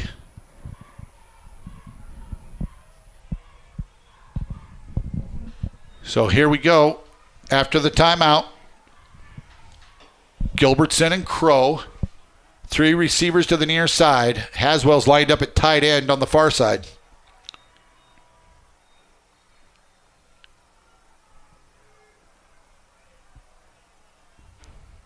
Gilbertson takes the snap, drops straight back, a little bit of pressure. He'll find, Haswell dropped one. Boy, it hit him right in the hands. He was wide open. He took his eye. Wide open. He looked downfield before he caught the ball. someone for the Bolts hit Gilbertson pretty late. That's Lane Albers, and boy, he got up saying something to Gilbertson as well. So 51 seconds to go, second down and 10 for the Broncs.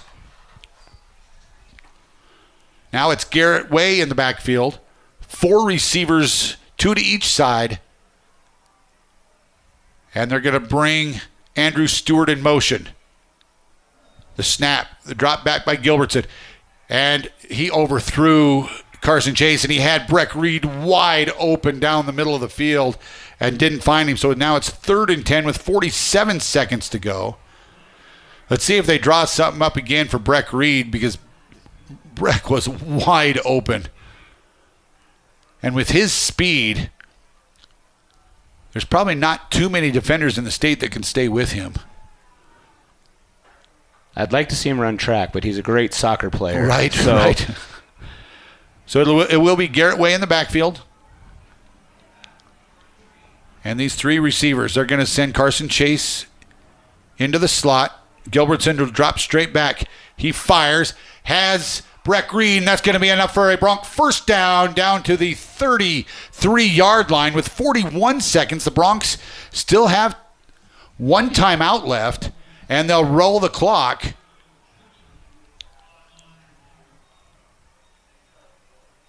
Gilbertson drops back, looking to the corner of the end zone, and he just overthrew him. But Breck Reed. Oh, man, Breck Reed had 2 or 3 steps on that defender, too, and Ty just overthrew him. So second down and 10 for the Broncs with 29 seconds left. They're trying to get some more points on the board here before halftime, as the Bronc offense has sputtered a little bit here, but give credit to Thunder Basin. Their defense is pretty darn good. They're stingy. The Broncs have been a little stingy as well. As we approach the end of 6 full quarters, they've yet to give up any points this year. So Gilbert, along with Garrett Way, again, 4 receivers. He'll drop back. He'll find Haswell in the middle of the field. Haswell will have enough for the first down, all the way down to the 21-yard line. And they'll reset the sticks and wind it with 22 seconds left. Gilbertson, will he try to clock one here, or are they going to try to go to the end zone? 15 seconds. There's the snap. Gilbertson drops back, looking inside, has a corner. There's the man, Breck Reed. He's out of bounds. He catches it, but he caught it out of bounds. Yeah, just out of the back of the end zone. Oh, my goodness. With 7 seconds left, let's see what the Broncs do here. Do you have enough time to take one more shot and then get a field goal attempt? It would have to be a quick shot, I think. So now Ryan Taylor will check back in for the Broncs, as I think he will send Andrew Stewart off the field. 7 seconds to go in the half, and Gilbertson's going to have to go to the sideline to get the play. He doesn't understand what they're wanting him to do. He hurries back to the huddle. Actually, they really don't huddle. He'll bark out the play. And there's the snap. He'll drop back, step up and he's going to be, and that's going to be intentional grounding, I think. Was there a guy even near the play? The Broncs are not. That's the end of the half if it is.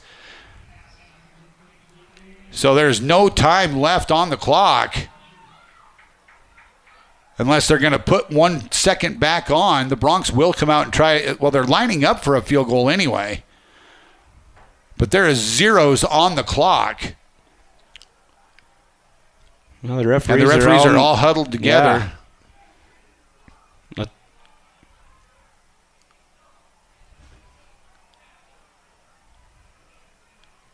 So let's see what the referees are saying here. If he was able to get that incomplete call with 1 second left, or if it is going to be halftime. The Broncs field goal team is on the field. They are still huddled up.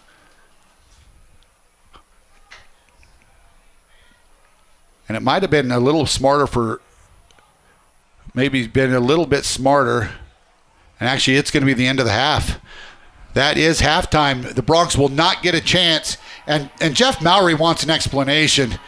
he knows that they saw 1 second on the clock when that ball hit the ground, and that's what he's saying. He's saying, I looked up and I know there was 1 second left on the clock. He's talking to the official right now. But that will end the first half. The Broncs leading at 7-0 here on the Range scoreboard. We will take a 2-minute break. When we come back, it'll be James Timberlake with your halftime show. Hungry? Got $5? McDonald's has you covered. Introducing the all-new $5 meal deal. Choose between a juicy McDouble or a McChicken sandwich. But wait, you'll also get a small fry, small drink, and a 4-piece chicken McNuggets, all for just $5. That's right, $5. So why wait? Head to McDonald's now and grab the $5 meal deal. Better yet, download the mobile app and save even more money and time by ordering ahead. McDonald's, Sheridan, Buffalo, and Gillette. Hi, I'm Dr. Addison Dempsey, audiologist from EBA Hearing and Sound. Did you know there's a correlation between untreated hearing loss and cognitive decline? Missing out on sounds deprives your brain of proper stimulation. Just like your body, your brain needs exercise. Wearing hearing aids can help keep your brain active, engaged, and healthy. Ensure you don't miss out on a thing. Include a quick and easy hearing test as part of your routine health checkups. Call and schedule your test and free hearing aid demo today. EBA Hearing, 674-8920. That's 674-8920. It's time for the Powderhorn Halftime Show with James Timberlake. James will be back with scores from around the state, upcoming Sheridan County sporting activities, and what's happening with your Wyoming Cowboys and Denver Broncos after this. From your Halftime Show sponsor, the Powderhorn. The Powderhorn is proud to be a Sheridan Bronc supporter. With 27 holes of championship golf, tennis courts, swimming pools, a fitness center, and many social activities, the Powderhorn Golf community offers excellent real estate and membership options for you and your family. This is your invitation to start experiencing the Powderhorn today. To learn more about real estate and club membership opportunities, please call us at 674-9545 or email sales@thepowderhorn.com. Hello, this is Michelle Manival from the Sports Stop and Foot of the Bighorns, and you're listening to Sheridan Media Sports. We have hit halftime at Thunder Basin Stadium in Gillette. Welcome to the Bronc Halftime Show, ladies and gentlemen, presented by the Powderhorn. The Broncs pushed their win streak to 32 in a row last week after throttling Cheyenne South 79-0, and the Broncs are looking to get one game away from tying the record with a win here tonight against the Bolts. And at the halfway point, the Broncs are somewhat comfortably, I guess, in the driver's seat, leading the Bolts 7-0. No lead is entirely comfortable, though, as we know in football. I'll get you caught up with the rest of the football scores from around the rest of the state in 4A, the local scores from around the Sheridan area, and the rest of the weekend schedule here in just a second. But first, let's get a quick word from the Powderhorn. The Powderhorn is proud to be a Sheridan Bronc supporter. With 27 holes of championship golf, tennis courts, swimming pools, a fitness center, and many social activities, the Powderhorn Golf community offers excellent real estate and membership options for you and your family. This is your invitation to start experiencing the Powderhorn today. To learn more about real estate and club membership opportunities, please call us at 674-9545 or email sales@thepowderhorn.com. In 4A football action this evening, right now Cheyenne Central is at home. They're taking on Campbell County, and they're leading that one 6-0. That one's approaching halftime. Cheyenne East is on the road taking on Cheyenne South, a short trip over to Cheyenne South, and East is leading that one 45-0 as that one approaches halftime as well. Natrona County took the long road trip over to Rock Springs, and Natrona County leading that one 14-0 right now as they approach halftime. Kelly Walsh leading at home against Laramie 21-0 as that one gets close to halftime as well. In fact, that one just hit halftime, 21-0 lead for Kelly Walsh. In 2A, locally in 2A action, Bighorn leading Level 7-3. That one's approaching halftime as well. That's the most updated score we got from that one. And then Thermopolis leading Tongue River 6-0 as that one approaches halftime as well. As for the other sports action around the Sheridan area this weekend, starting in volleyball, the Sheridan Lady Broncs and Bighorn Lady Rams are both also in Gillette this weekend. The Lady Broncs have gone 1-1 so far in the tournament, beating Wright in their first matchup 2-0, and then falling to Kelly Walsh earlier this afternoon 2-0. And finally, concluding the day, they were taking on St. Thomas More High School from Rapid City. but we do not have a score on that one yet. But again, Kevin Coyle will keep you updated over on SheridanMedia.com here in just a little bit once we get an updated score from that one, as well as Shane Parker. Once he gets an updated score, he'll update you guys. And the rest of the Lady Bronc schedule for tomorrow will be determined based on the rest of today's results. The Bighorn Lady Ram volleyball team have gone 0-2 so far at the Gillette Invite, opening their tournament up with a loss to 3A Wheatland earlier today, 2 games to nothing, and then they took on 4A Laramie and lost in that one as well, 2 games to nothing. And they'll close out the tournament action tonight, taking on 4A Riverton, with that one set to get underway at 7 p.m., so just about ready to go there. And the rest of the tournament schedule for tomorrow will also depend on today's outcomes. So be sure to keep an eye on SheridanMedia.com, as Kevin Coyle will keep it updated throughout the weekend. And the Tongue River Lady Eagle volleyball team will also be on the road in a 2-day tournament of their own, competing in the Wind River Invitational in Pavilion. The Lady Eagles went 1-0-1 today, having started off the tournament with a tie against 1A Saratoga, winning 1 game apiece. And then they won against Wind River 2 games to none in their second game. The rest of their tournament schedule is already lined out for tomorrow. They'll play 3 games, starting off with Big Piney at 10:30 a.m., followed by a matchup with Shoshone at noon, and conclude the tournament with a match against Rocky Mountain set for 1:30 p.m.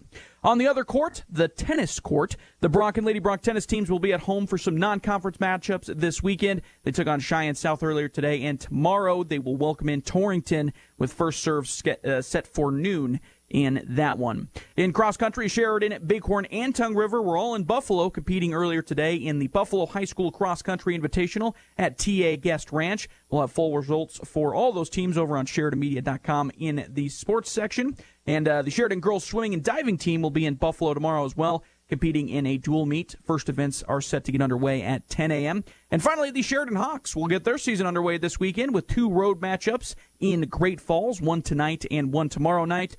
Puck drop is scheduled for 7:05 p.m. in both of those games. That's what's coming up this weekend locally around the Sheridan area. We're going to take a quick break, and when we come back, we'll talk about the mess of a game that was at Wyoming, Arizona State, and then preview the Broncos opener against the Seahawks as well. At halftime here in Gillette, the Broncs are up 7-0 right now over Thunder Basin. You're listening to the Bronc Halftime Report presented by the Powder Horn.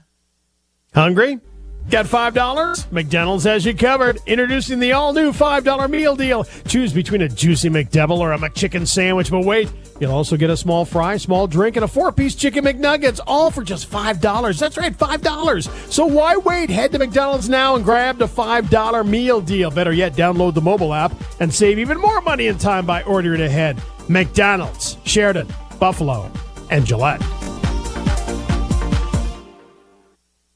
Hi, I'm Dr. Addison Dempsey, audiologist from EBA Hearing and Sound. Did you know there's a correlation between untreated hearing loss and cognitive decline? Missing out on sounds deprives your brain of proper stimulation. Just like your body, your brain needs exercise. Wearing hearing aids can help keep your brain active, engaged, and healthy. Ensure you don't miss out on a thing. Include a quick and easy hearing test as part of your routine health checkups. Call and schedule your test and free hearing aid demo today. EBA Hearing, 674-8920. That's 674-8920. Hi there, this is Jim and Chosby with Stiefel Financial. You're listening to Sheridan Media Sports. Welcome back to the Bronc Halftime Report presented by the Powder Horn. The Wyoming Cowboys, to put it lightly, showed a disappointing performance against Arizona State last Saturday night, getting clobbered 48-7. The 41-point margin was the largest margin of defeat for the Cowboys since 2014. When they lost in the penultimate weekend of the season to Boise State, 63-14 in that year. Let's just get the bad things out of the way right now. The offense was not good in like any way, shape, or form. They finished with an EPA per play, success rate, yards per play, EPA per dropback, and explosive play rate, all in the bottom 10th percentile of the rest of the teams in the nation. They finished the game with fewer plays per drive and fewer yards per drive than Alabama A&M had against Auburn in Week 1, and Alabama A&M lost that game 73-7. The Voc offense could not do anything, neither on the ground or through the air, and the only real positive you can take from the game would be the rush offense. They were bad, but they weren't as bad as the rest of the offense. Also, their red zone success rate was 43%, which is very middle of the pack, but that's better than anything else they really did in that game. The rush offense for the Pokes was very underwhelming, which was what was supposed to be the strong suit, especially offensively on this team. They finished with 28 rushes on 52 plays from scrimmage, a 54% total rush rate. And of those 28 rushes, 19 of them went for 2 or fewer yards. That's a 67% clip of rushes going for 2 or fewer yards. The more shocking showing for me anyways, came from the defense, which was terrible. It was a performance from the Cowboys defense that was as bad as I can remember, especially when comparing it to the competition that they were playing. Arizona State was selected to finish last in the Big 12 this season, and so we were expecting a little bit better showing than that. You kind of knew what Arizona State was going to be doing after a certain point, obviously, in this game because of how it shook out with the game script. They were going to run the football. But even then, the Cowboys really struggled at stopping that. Arizona State ran the ball 47 times on 71 plays from scrimmage, 66% rush rate. And of those 47 runs, Arizona State finished with 26 runs of more than 4 yards. And that's a 55% rate, which is catastrophic if you're trying to stop the run game, and especially if you're behind early. ASU did not have to pass the ball very much, but when they did, they also were very successful at it. They only passed the ball 24 times on those 71 scrimmage plays, and they finished with 10.75 yards per drop back. They were averaging a first down every single time they dropped back to pass. Now, this week, the Pokes will take on the Idaho Vandals, and albeit they might be a little bit of an easier opponent hierarchy-wise, but this is an Idaho team that took the third-ranked team in the country in Oregon to the brink, but ultimately fell 24-14 last weekend. That game was a lot of fun to watch, but it was probably not as close as the score showed. The Oregon offense was on the field like double the amount of time as Idaho's. Oregon had twice as many yards through the air and on the ground. They just could not finish drives successfully, whether it be from suffering a tackle for loss, driving them out of field goal range, or something similar. They could just not put points on the board, which helps in Idaho's favor, obviously, when it comes to score. One thing Idaho was pretty effective at against the Ducks was running the football. They didn't have many opportunities given how the game played out, but they still averaged about 5.5 yards per rush and finished with 9 of their 16 rushes gaining more than 4 yards, which is a 56% rate, similar to what ASU did against the Cowboys. The big problem came from their pass plays, which just didn't amount to a lot apart from a couple of explosive plays that led to touchdowns. I do think the Cowboys will be tested in this game against the Vandals. The Poke run defense will need to figure some things out before they come into this game, or they're going to quite literally run into the same problems they did with ASU. Lots of successful runs from a good opposing offense. Their offense also just needs to show some semblance of cohesion, or none of their defensive adjustments will matter in the end. We'll see if the Cowboys can correct the ship a little bit in this one when they take on the Idaho Vandals at home tomorrow afternoon. We'll have all the action live for you over on 1410 AM and 106.9 FM KWYO, with pregame scheduled for 12:30 and kickoff scheduled for 1:30. The Denver Broncos will kick off their season on Sunday on the road against the Seahawks this weekend as well. The Broncos will attempt to start a new era under rookie quarterback Bo Nix, whom the Broncos named the Week 1 starter a few weeks ago. If you've heard me say start a new era before when it came to the Broncos, then yes, you'd be right. I've said it many times. That's because the Broncos will trot out their 13th new starting quarterback since 2016, which is the year after Peyton Manning retired. There's not a lot to say about this Broncos offense because it does feel like a restart with Nix under center. One big hope will be to see if Javonte Williams can bounce back at running back after the devastating injury from a season ago that sidelined him the entire year. The defense for this Bronco team has to be better than last year. They struggled much more than a lot of people anticipated they would this season. They did lose a little depth in the back end of an already thin secondary in terms of talent, losing Justin Simmons in the offseason. They did lock up Pat Surtain with a long contract, which was the right move. It's not easy to find game-changing cornerbacks very often in the NFL, and Surtain is definitely one of them. However, even with Surtain last season, the Broncos did struggle stopping the pass, and that's in spite of a pass rush that did perform well enough to get better results overall. Speaking of the pass rush, they did bring back a decent amount of that pass rush from a season ago. That was kind of middle of the pack. I do want to see more of Nick Bonito this year off the edge. I think he's on track to have a breakout year if they give him the snaps. He finished last season with an 18.5% pressure rate, 3% sack rate, which is like way above league average, and I would like to see him get some more snaps defensively. Seattle helped mold Geno Smith into a pretty formidable starting quarterback in this league. He does have some moments where he does struggle, but he was largely consistently middle of the pack in lots of stats like EPA and EPA per dropback, as well as completion percentage over expected, regardless of whether he was being blitzed or facing pressure or no pressure at all. His offensive line did give him some problems last season, finishing in the top 10 in quarterback pressure rate and was sacked 34 total times. He's also turned himself into a pretty solid deep ball passer. He finished last season top 10 in pass attempts that traveled 20 yards or more in the air, and still finished in the top 10 in completion percentage over expected on those passes, total EPA and EPA per dropback on all of those 20-plus yard attempts. On defense, they suffered the same struggles the Broncos did, which was the run game. They allowed the most rush yards over expected in the NFL last season, had the second worst EPA per rush allowed, and gave up the fourth most rushes of 10 yards or more.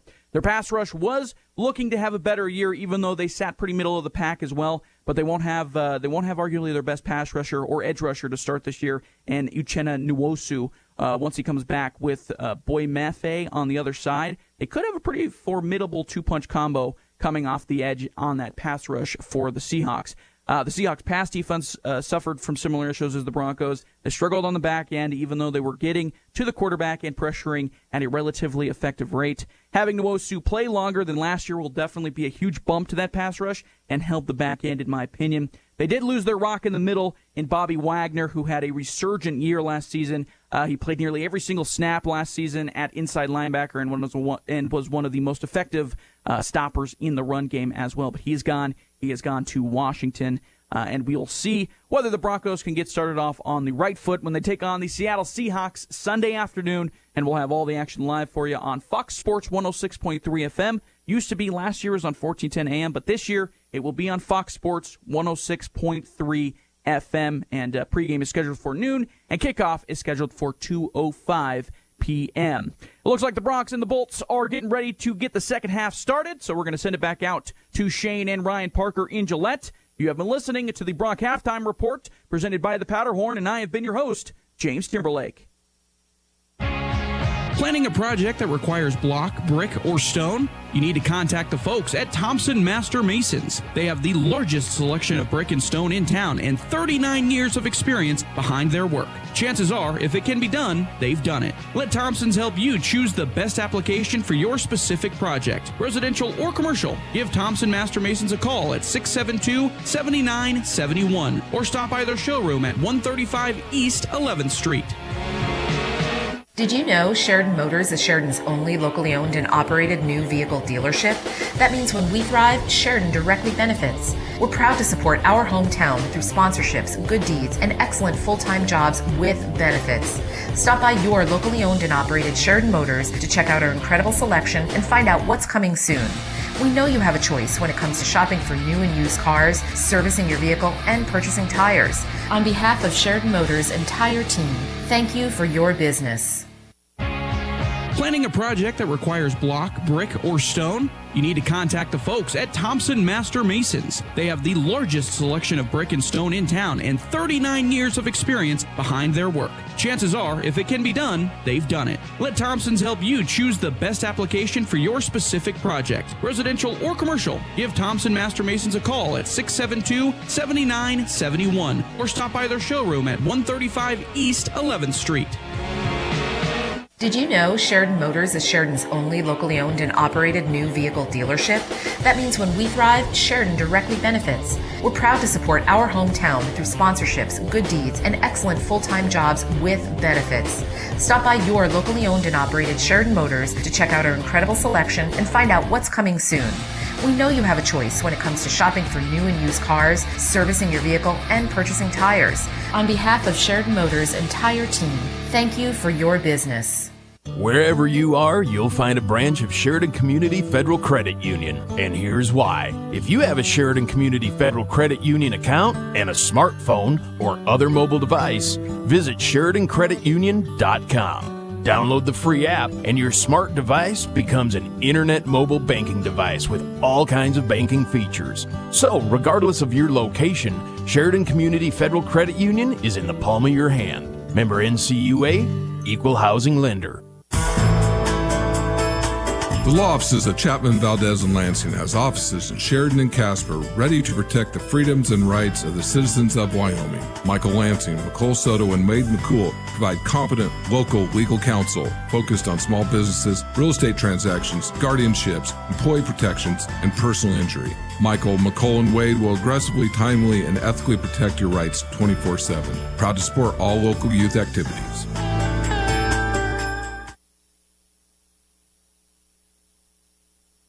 Hi, this is Brent Wolf with Sheridan Motors, and you're listening to Sheridan Media Sports. Welcome back to Thunder Basin High School. Thanks a lot to James Timberlake for the halftime report.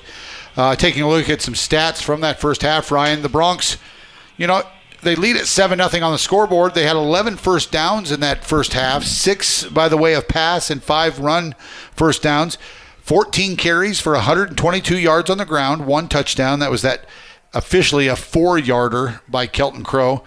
8 completed passes out of 20, so Ty Gilbertson was 8 of 20 through the air for 97 yards. He did throw the 1 interception. So the Broncs had 213 total yards of offense. Ty had 3 carries for 36 yards. Garrett Way had 4 carries for 41 yards. Kelton Crow, 6 carries for 39 yards in that first half. Beck Haswell had 6 catches for 61 yards. Kelton Crow had 1 catch for 9 yards. Carson Chase had 1 catch for 12 yards. And Breck Reed had 2 catches for 29 yards in the first half. The Broncs also had 4 penalties in that first half for 35 yards. For Thunder Basin, they only had 6 first downs, 14 carries for 52 yards on the ground, 7 out of 11 through the air for 66 yards. They did not punt in that first half. They turned the ball over once on a fumble and twice on downs back to Sheridan, but 0 penalties in the first half for the Thunder Basin Bolts, 118 total yards of offense. So the Broncs have more rushing yards, more passing yards, more total yards, but 35 more penalty yards. And a lot of people we talked to at halftime thought that there definitely was 1 second left on the clock when that pass fell incomplete. And the officials waved it off and said, nope, there was no time left on the clock. You're not going to get the chance to try the field goal. Yeah, we kind of talked about it a little bit, and Coach Maury talked about in his pregame show Thunder Basin's defense. Yeah. And they're a stingy bunch of kids, man. Yeah, they are. Sheridan, they're doing what they do. Their return game is non-existent. Like you said, there's only been 1 punt, and that was by the Broncs, a little pooch punt. And so only the 1 opening kickoff that the Broncs had a chance to return. So Thunder Basin did a great job of taking that element away from the Broncs in the first half. Absolutely. Just got an update at halftime. Actually, in the third quarter, Thermopolis is leading Tongue River 6-0. So that is a score update that we did get just a minute ago from Kevin Coyle. And I'm sure we will try to get other scores to you as we go throughout this second half. We're just about ready to get things underway as the Broncs will be kicking to Thunder Basin to start this second half.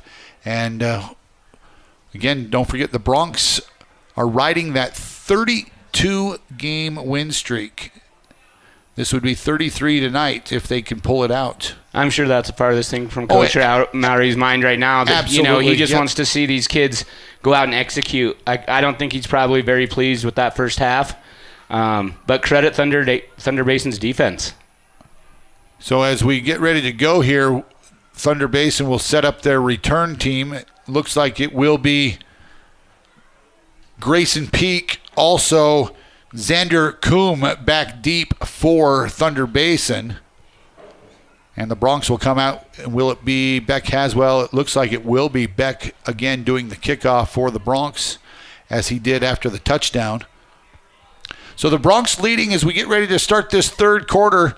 The lights are on and the Broncs will be kicking from right to left. Left to right across your dial. So the Bolts will start as they will go the opposite way here as we get ready to go. So back deep, we'll see if Haswell can pooch it into the end zone again for the touchback. And there's the whistle. Haswell, and this one's going to be short. It will be Coombe, and actually it's going to go out of bounds at about the 1 yard line. So Thunder Basin's going to get the chance to take that ball at the 30, 35, I think. Or they can have Sheridan re-kick. They could have Sheridan re-kick, but I doubt they will. So no, they'll take it at the 35. So Thunder Basin will start with good field position here as we get ready to go. As that ball just bound out of bounds. It almost got to the goal line. Yeah, if it would have hit the pylon, we would have been good. Went out of bounds. That's the 5th penalty now on the Broncs, and that's a big one because that's, if that would have got to the end zone, they would have started at the 20. So basically a 15-yard penalty. That's right. That's how we go.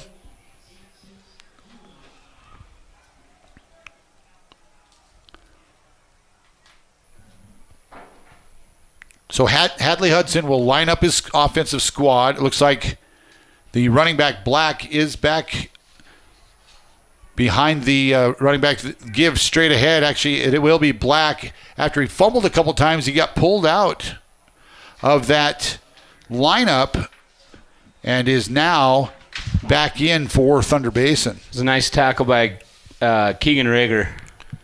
So a pickup of about 3 yards on first down on the Give straight ahead to Black. 2nd down and 7 from the 38-yard line. 1 receiver to the near side. Parker Wagner. 2 receivers to the outside. With Black in the backfield. They're going to send a man in motion. The Give is to Black straight ahead, and he's going to be wrapped up. No gain on the play. Well, they might give him a yard, but a good job defensively by the Broncs. Kelton Crow from his linebacker spot, and Beck Haswell there to wrap up the running back Wyatt Black. 3rd down and 6 for Thunder Basin. First series of the 3rd quarter. Again, the Broncs being tested here on the road in their road opener after only competing for 7 offensive plays last week for the starters. So they bring a man in motion. The Give straight ahead to Black, and he's going to be stuffed, and he'll pick up about 3 yards, but it's going to bring up 4th down, and we'll see if Thunder Basin brings on their punt team for the first time, and it looks like they will. So it'll be 4th and 3 from the Thunder Basin 42-yard line, and the punter Quinn Kalpin will drop back for Thunder Basin, and back deep for the Broncs is going to be Breck Reed. There's the snap, and the punt is away, and it's a high spiral, and a fair catch by Reed at the 25-yard line. So that's where the Broncs will start. Good defensive series for the Broncs, and they're going to say the 26-yard line. So the Broncs will take over 1st and 10 at their own 26 for their first possession here in the 3rd quarter. They've got to come out and show some offensive power here and move the ball. After that first drive, I mean, they were able to move the ball, but not able to get in the end zone. Right. And I kind of worry about these starters playing only 7 plays. Is conditioning going to come into play as we get later into this game? So Gilbertson in the pistol. And the give to Garrett Way. He'll put 1 foot in the ground, and he's off to the races. He's across the 40. He's to midfield, down to the 40, and he'll be run out of bounds inside the 35-yard line. No flags on the play, and the Broncs are well into Thunder Basin territory. We've talked about it before. He plants that right leg and makes a cut, and he's gone. Boy, he has some quickness to him. So the Broncs will have it 1st and 10 at the Thunder Basin 32-yard line now. And Garrett Way will check out after the long scamper. Reed to the near side, 3 receivers to the outside with Crow in the backfield with Gilbertson. The snap, the give to Crow. He'll find a crease across the 30 and be tackled inside the 30 to about the 28-yard line. Gain of about 3 on the play. They spotted Maybe 4. Yep, they spotted it just outside the 28. In the 3rd quarter, Lovell leading Bighorn 17-13. Score update. Three receivers with Reed to the near side. Gilbertson calls for it and gives it to Crow. Crow stacked up and not much there, maybe no gain at all. Yeah, I think just back to the line of scrimmage, maybe even lost a half a yard. So it's going to bring up a third down play here for the Broncs. As they have it third and we'll call it, 7? 3rd and 7 from the 29. And that's a false start by the Broncs. Both running backs went quickly.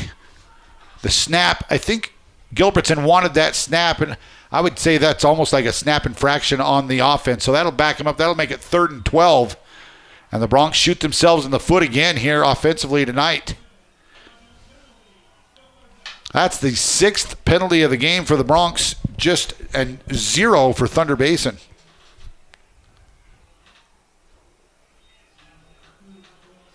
So 3rd and 12.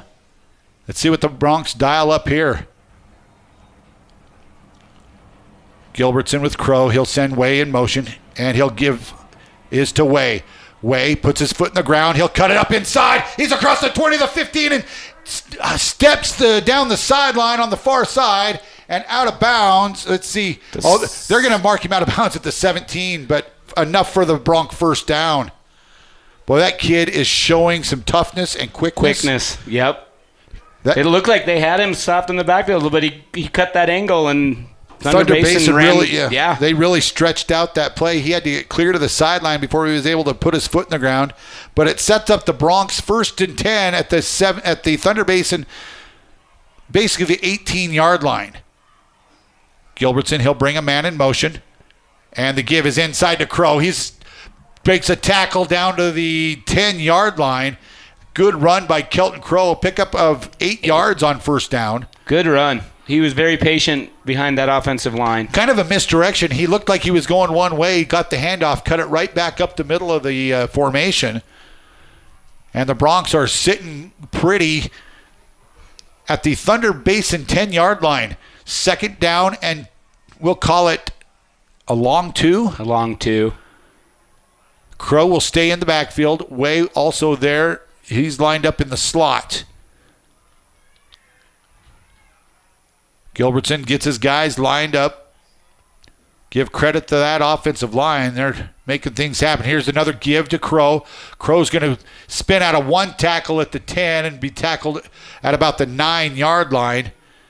So it'll bring up 3rd and short now for the Broncs. 3rd and a long 1, maybe? See if the Broncs go back to the Wildcat here. And they are. See where Ty Gilbertson lines up? He's about 3 yards behind those other 3 running backs. But it's a design play. Crow right up the middle. He's across the 5 and dives to about the 4-yard line. 1st down, Broncs. It'll be 1st and goal for Sheridan. You know, Thunder Basin's got to know that that's plays coming when they line up in that formation. Absolutely. And the offensive line just did their job, and he got through there for the 1st down. So 1st and goal, the ball's placed at the 4-yard line. Keegan Rager now in the ball game for the Broncs. Garrett Way is going to split out to the far side. Kelton Crow in the backfield with Rager in that slot. Breck Reed to the near side, closest to the Thunder Basin sideline. Gilbertson brings Way in motion. The give is to Garrett Way. He'll step through a tackle, fall forward at about the 2-yard line. Maybe the 3. I think they're only going to give him a yard. So it'll bring up 2nd and goal for the Broncs from just inside the 3-yard line. We'll call it 3. 2nd and goal from the 3. Crow will be in the backfield with Gilbertson. And Way in the slot. They're going to bring him in motion. And the 2 receivers run into each other. Crow's going to be tackled for a long loss. The 2, Crow and Way, just ran into each other. Not sure who was supposed to get the ball, but the Broncs did not make that play. That was an ugly play from the get-go. It was indeed. So now it's going to be 3rd and goal from the 8-yard line. And Thunder Basin has a chance to make the Broncs try a field goal. 5:25 and counting left here in the third quarter. Each team's had the ball once. The Broncs forced the first punt of the game by Thunder. The snap, the throw by Gilbertson is going to be picked off at the goal line. Intercepted, and they stop it again. And Thunder Basin will take over at their 5-yard line, maybe the 6, but they stop it.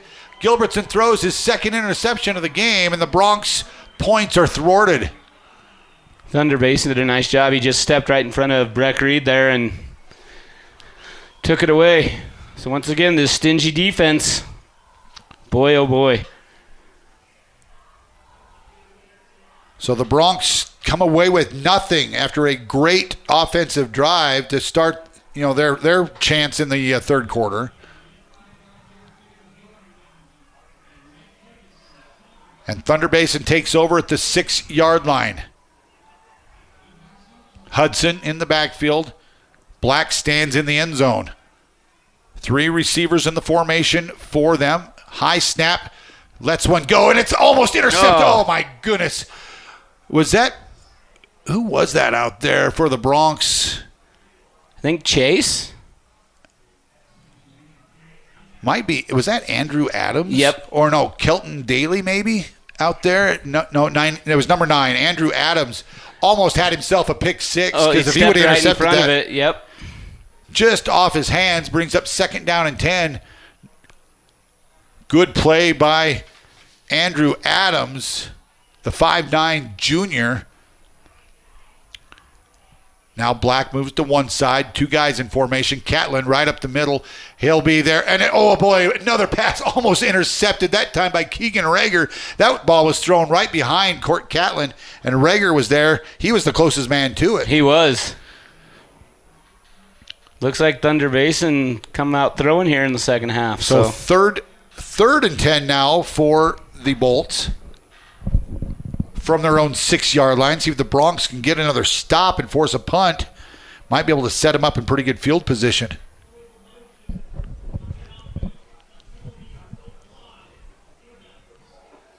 Actually, there was a penalty. They said there was a penalty on the Bolts. It was declined by the Broncs. Brings up 3rd down. I didn't see what that penalty was. I didn't even see a flag on the field. So yeah, I didn't either. So 3rd and 10 for Thunder Basin from their own 6. Dropping straight back is Hudson. Hudson's got time. He lets it fly, and he is going to be interfered with. No flag. Good coverage out there by Ryan Taylor. That might be one where I might have thrown a flag because he never turned around to look at it at all. Ryan Taylor pretty much face guarding, but maybe he didn't make any contact. And it's going to be 4th and 10 now for Thunder Basin. Good defense. Carson Chase and Breck Reed going to be back deep for the Broncs. See if they can get a return here. Kaplan is going to be punting from his own end zone. He's about 8 yards deep. And the snap is a good one. And he gets in. And the punt angled towards the sidelines. Reed from the 40 dances around. It's going to get upfield. Turns around downtown inside the 35 to about the 23, 24-yard line. Is that where he went out of bounds? Maybe the 22? Right in front of the Thunder Basin bench, so we can't really see exactly where he was knocked out of bounds. 23. So they're going to mark it at the 23-yard line. So a good return by Breck Reed. And he very well could have just stepped right out of bounds along the sideline right when he fielded it. Right, but he took it and positive yardage there. Now the Broncs set up nice in Thunder territory. Great field position. At their Thunder Basin 23-yard line. See if the Broncs can make them pay this time. Two running backs with Gilbertson. The give is to Crow. No, he keeps it. Gilbertson right up the middle to the 15. And it's going to bring up 2nd down and 1. A 9-yard gain by Gilbertson. Boy, he even faked me out. I thought Crow had that one. So a nice pull of the ball by Gilbertson. Yeah, because I think Crow would have lost yardage on that play. There were 2 defenders out there, and Gilbertson went right up the middle, and there was a big old hole there for him to run through. before the secondary finally collapsed on him after a 9-yard gain. So 4:05 remaining here in the third quarter. The Broncs looking to extend their lead. They lead at 7-0 on the range scoreboard. Crow, the inside give is to Garrett Way. He'll break a tackle at the 5 and inside the 5 to the 4. Nice run by Garrett Way. Sets up the Broncs again. 1st and goal at the 4-yard line. He ran right up the back of Justice Lucas, and Justice was making he had like a snowplow out in front of him, just pushing guys away. And Garrett's speed he ran right up the heels of him. So 1st and goal for the Broncs at the 4-yard line. Second time in 2 series that the Broncs have been this deep. Gilbertson, the give is to Way. Way dances out, and he'll be tackled after no gain on the play. Boy, the defensive line got a good push, and the Bronc defenders, or the Bronc offensive line. We got somebody cramping up out I think there. that's Beck Haswell. He's cramping up a little bit, and they're going to have to have a little bit of an injury timeout here. He's just cramping in his calf, it looks like. So Joanne Goss, the Bronc trainer, will come over and take a look at him real quick, try to stretch that calf out, get some fluids in him. Wonder if they have pickle juice on the sideline. Well, Joanne is a great trainer, so who knows what she's got in her bag of tricks.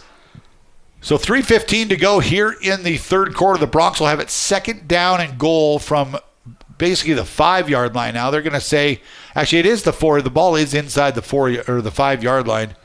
So 2nd and goal from the 4 when Haswell's going to come to the sideline on his own power. He's actually up and jogging, so get some fluids in that young man. He's a gamer. He'll be back. Oh, he'll be back for sure. So the Bronc offense, after meeting with Coach Maury after the injury timeout, come out. And let's see what they draw up here. 2nd down and goal. See if the Broncs can punch one in and extend this lead. Because you would think the way these defenses have played, that one more score could put a big dent in this thing. They're going to bring Carson Chase in motion. The snap and the pass is going to be Gilbertson. He'll run into the middle, and it's caught for the Bronc touchdown. And that's going to be Breck Reed who makes the catch in the end zone. Nice read by Ty Gilbertson to find Breck Reed across the back of the end zone. Touchdown, Broncs. With 2:59 remaining here in the third quarter, the Broncs take a 13-0 lead. Nice patience by Gilbertson. He had a guy open on the outside in the corner of the end zone, but he was looking across the middle the whole time.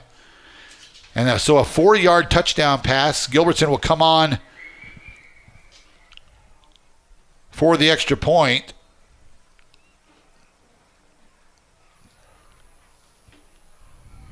The snap, the hold, the kick is up, and the kick is good. Off the upright? Off the upright and through. So the Broncs, with 2:59 left here in the third quarter, the Broncs lead at 14-0 over Thunder Basin. You're listening to Bronc Football on 1410 KWYO 106.9 FM.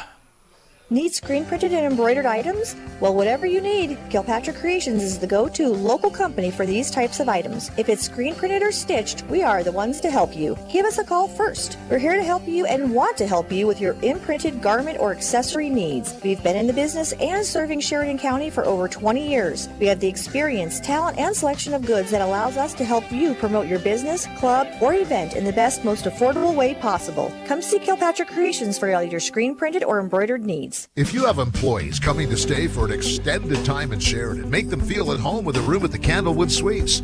These extended stay rooms feature fully equipped kitchens, including a microwave, full-sized refrigerator, dishwasher, stovetop, even pots and pans, and free guest laundry. Did I mention the outstanding view of the Bighorns? Book your reservation with the Candlewood Suites and relax knowing they'll have more than just a room. They'll feel right at home. Call 307-675-2100. This is Dr. Michelle Meehan, and you're listening to Sheridan Media Sports. Welcome back to Thunder Basin High School. Ty Gilbertson's kick goes into the end zone. That'll be a touchback I think they gave Haswell a little bit more of a break after cramping up, so Gilbertson comes in and punches that kickoff to the middle of the end zone. The Broncs lead at 14-0 after the 4-yard touchdown pass from Ty Gilbertson to Breck Reed. Nice drive put together by the Broncs after they had the nice punt return by Breck Reed. Absolutely. I think they feel maybe a little bit of relief being able to get into the end zone again finally. Kind of shot themselves in the foot a couple times with some penalties and turning the ball over deep in Thunder Basin territory on the drive previous to the touchdown drive. Well, the Broncs will start here on defense. Thunder Basin will have it 1st and 10 at their own 20-yard line. 4 receivers in the formation. They're going to have to score some points quickly. See if they go to the air. They're going to put Black out in motion. Swing pass, and it's going to be caught. An inside run after the catch. A gain of about 4 or 5 yards. They might even give him 6. I think that was Taven Young on the reception. So 2nd down and 4 now after the completion. Receivers all over the field. And I think Thunder Basin thinks they're just going to have to try to throw the ball here. Defensive backs need to make sure no one gets behind them. Black. And it's picked. Breck Reed with the interception off the pass from Hudson. He'll return it to the 20, inside the 20, maybe out of bounds at about the 18, 17-yard line. Breck Reed with the big turnover for the Sheridan Broncs. He stepped right in front of the receiver there. He read that the whole way. Wow, what a nice play. So Breck Reed had the nice punt return, had the touchdown reception, and now he picked one off. And the Broncs are set up again deep in Thunder Basin territory. You bet. So it'll be 1st and 10 Broncs at the 18-yard line. So Gilbertson will have Garrett Way and Crow. And the give straight ahead to Crow. He'll break a tackle inside the 15 down to about the 12-yard line. A pickup of about 7? 6 or 7 on the play for the Broncs. As we go under 2 minutes to play here in the third quarter.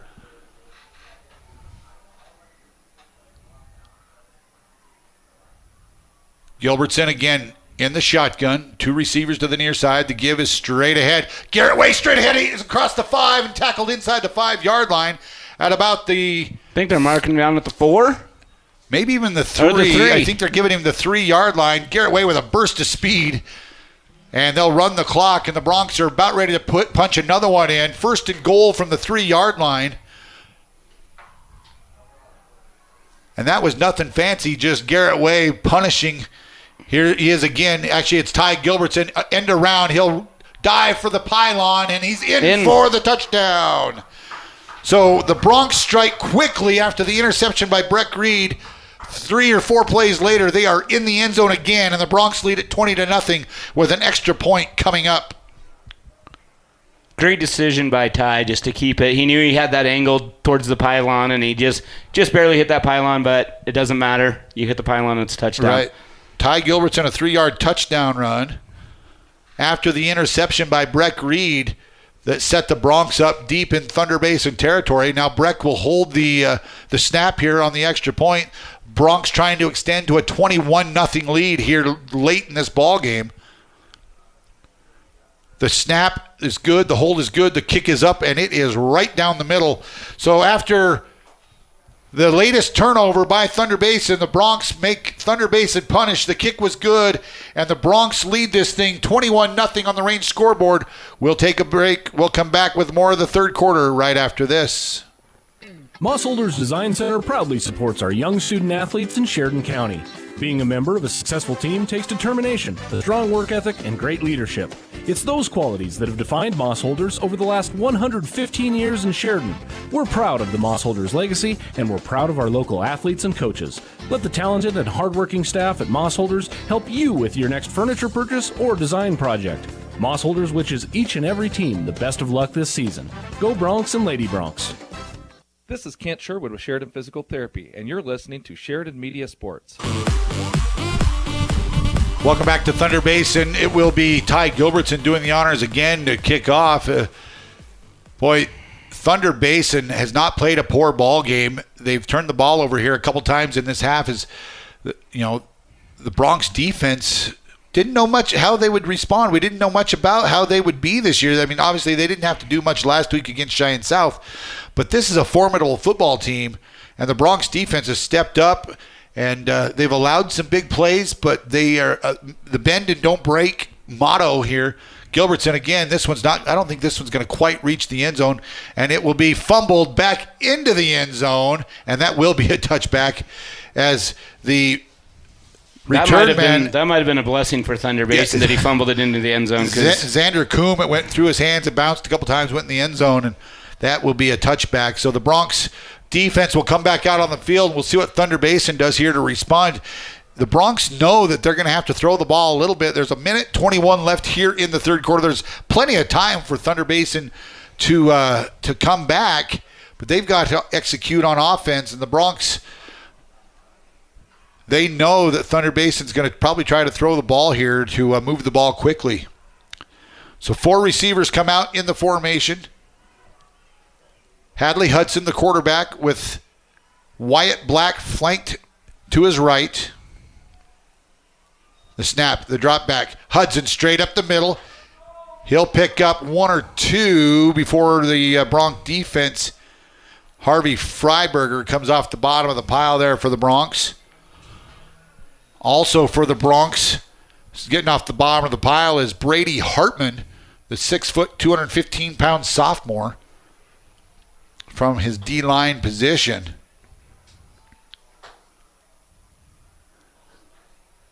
So a gain of 2, 2nd down and 8 for Thunder. 2 receivers to the near side. Black in the pistol. The give is to Black.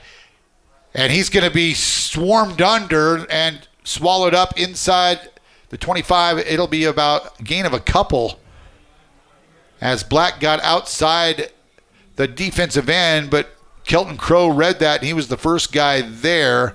It'll be 3rd and 5 for Thunder now from the 25-yard line. We'll see if they get a snap off before the end of the quarter. Under 15 seconds. I think they probably want to try to get one more play off here. Catlin, the tight end. They've got a man in the slot, 2 receivers out wide. And they do get the snap off just before the end of the quarter. They let it fly. And it's, oh my goodness, Gage Rogers had it in his hands. And I think Ryan Taylor also had a bead on it. Well, Kelton Crow tipped it to begin with. And it's going to bring up 4th down as we go to the 4th quarter. The Bronx leading 21-0 on the range scoreboard. We're back to Thunder Basin right after this. Have you been in to see Sheridan YO Sports Cards yet? It's the spot to get your hands on incredible sports cards and memorabilia. Sheridan's premier spot for buying cards. All major sports cards including fighting, wrestling, Pokemon, and even racing. These guys have hobby boxes for the serious collectors and packs for those getting started. Graded slabs from PSA, SGC, and if you have a big card to grade, talk to the guys to have your card submitted to PSA. Family friendly and located inside Sheridan Stationery Books and Gifts, 535 North Main, open 7 days a week. A+ Plumbers can install, remove, fix, plumb, clean, ream, put in, take out, redo, undo, and make new any of your plumbing needs. Jack and the team have experience in quality workmanship that you are wanting. If their plumbing prowess were to receive a grade, it would be A+. That's why it's in their name. A+ Plumbers is #1 in the #2 business, and you can reach them at 672-9454. That is 307 Orc Willie. Call them today. Hi, this is DJ Dearcorn of First Federal Bank and Trust, and you are listening to Sheridan Media Sports. Welcome back to Thunder Basin High School. As we go to the 4th quarter, the Bolts line up to punt, and the ball was snapped over the punter's head, but there was a snap infraction, so that'll back him up 5 yards. That's the first accepted penalty on Thunder Basin tonight. And they're lucky because that probably would have been a safety. Oh, for sure. So they'll reset. There's the snap. It's a low snap. But Kaplan's able to get it off. It's going to bounce. It's going to be Breck Reed. Actually, that's Carson Chase. Carson Chase to the 50, 40. He's got a seam down he cuts it inside. He's to the 15, the 10, the 5. The Bronx score on the punt return. Carson Chase, touchdown. No flags on the field. And we've got a Bronc cramping on the field. That's the only thing that is happening. The Broncs are cramping on a very hot night. Very humid, too. Yeah, hot and humid over here in Campbell County. And the Broncs might have just punched the nail. They do have... Carson Chase, he got into the wedge, and then he cut it back towards the middle, and there was no one there. He hit that at about the 15. He cut it back inside. Nobody was there. He took it to the house. If you were watching on sharedmedia.com, I think it was about 60 yards. He caught that about the 40-yard line. And he broke into Bolt's territory quickly and found a seam down the near sideline, cut it back in about the 15-yard line, and pretty much walked into the end zone. One of the Broncs is down on the near sideline. He's cramping pretty bad. But head coach Jeff Maury's over there rubbing that cramp out of his calf. And that was one of the things Maury talked about in the pregame show. You know, he talked about what's going to happen on a hot, humid night after the Broncs only got 7 snaps last week. These guys are going to have to play a 4-quarter game, and he was a little bit worried about this, you know, cramping and stuff, but they'll be okay. It's just a cramp. Get some fluids in him and see who it is. They're going to help him up real quick. And it's Breck Reed. And he's got a cramp because they're having to help him off the field. Yeah, he's not putting any weight on that left leg. Oh, there he goes a little bit. Yeah. And I'm sure that they'll get some fluids in him and he'll be back out on the field. But with 11:41 here in the fourth quarter, Carson Chase, 60-yard punt return. Ty Gilbertson is on for the extra point. And they're going to have to get a different holder, so somebody else will be holding because Breck Reed usually does the holding. Looks like maybe, is that Braden Brutlog out there going to do the hold? The kick is up, and it is good. So it was Braden Brutlog, the holder for the Broncs. And with 11:41 left here in the ballgame, the Broncs extend to a 28-0 lead on Thunder Basin. We'll take a timeout, come back with more right after this. First Federal Bank and Trust presents Dining for a Cause at the Warehouse Gastropub, Monday, September 23rd from 5 p.m. to 9 p.m. Our goal is to support local restaurants and nonprofits. On September 23rd, let's support the incredible work of the Hub on Smith and help them celebrate 50 years in Sheridan County. First Federal will match the restaurant's proceeds from that day up to $10,000. Come dine for a cause on Monday, September 23rd from 5 p.m. to 9 p.m. with proceeds benefiting the Hub on Smith. Dining for a Cause presented by First Federal Bank and Trust. This is Dr. Dana Leroy with Leroy Family Dental, and you're listening to Sheridan Media Sports. Well, Ryan, the Broncs, they only led this thing 7-0 at halftime, but a couple, an interception and a couple stops on downs, and the Broncs have really, really taken control. 28-0 after the Carson Chase 60-yard punt return for the touchdown. They've really broken this game open. They have. They're forcing Thunder Basin to have to kick, and their special teams are now getting involved, and we all know how good Sheridan's special teams are. They had it blocked perfectly. Chase got to the sideline, and it was all history after that. Here's the long kickoff by Gilbertson. That'll be taken from the 2-yard line. That's going to be Grayson Peak. He's got a seam out across the 20 trying to break a tackle. He'll fall forward to the 22-yard line, and that's where Thunder Basin will start this drive. As they trail 28-0, the Bronc defense knows that Thunder's going to come out and try to throw the ball. Now they're almost in the position where they have to throw.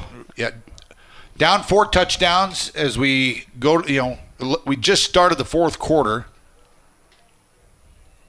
and they're going to bring some big boys in on that offensive line right now. Let's see if they're going to maybe try to run the ball. Logan Churches, 6'1", 330, is going out on the offensive line. First time I've seen him in the ballgame tonight for Thunder.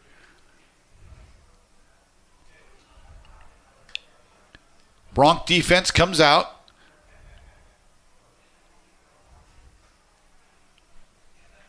Hadley Hudson with Black behind him. The fake to Hudson. Hudson rolls. He'll be grabbed from behind and brought down after just a short 2 or 3 yard gain. They're going to give him the 25-yard line as Brady Hartman came from behind to make the tackle. That quarterback's lucky he didn't get that punched out from behind. Just an update from the Tongue River game. Thermopolis now rolling Tongue River 34-0 in the fourth quarter. Wow. We knew that Tongue River was going to be a little bit young and inexperienced this year. And last update, Bighorn was down. 17-13. We'll see if we can get an update from the other Sheridan County club. Black goes in motion. Hudson finds a man across the middle.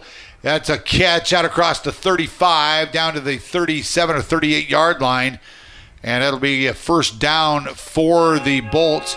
That's the receiver, Taven Young.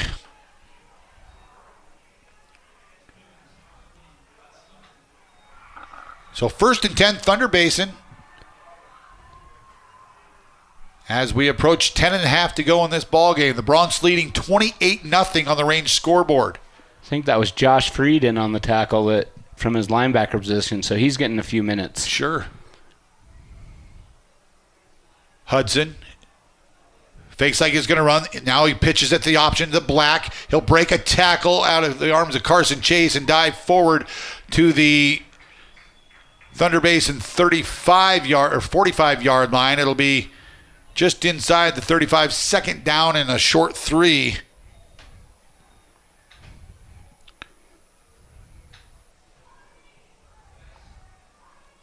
Just got an update in the third quarter. Lovell leading Bighorn 24-20. In the third quarter, so there's still some time. So Hadley Hudson, again, shotgun formation, 2 receivers to the far side with a man in the slot. Wyatt Black, the fake to Black, drop straight back. Long pass down the sideline is going to be too far out of the reach of Parker Wagner, and it'll bring up a 3rd and short for Thunder Basin. 3rd down and about 3. Good thing we see Beck Haswell back in the game there for the Broncs. So after his cramping,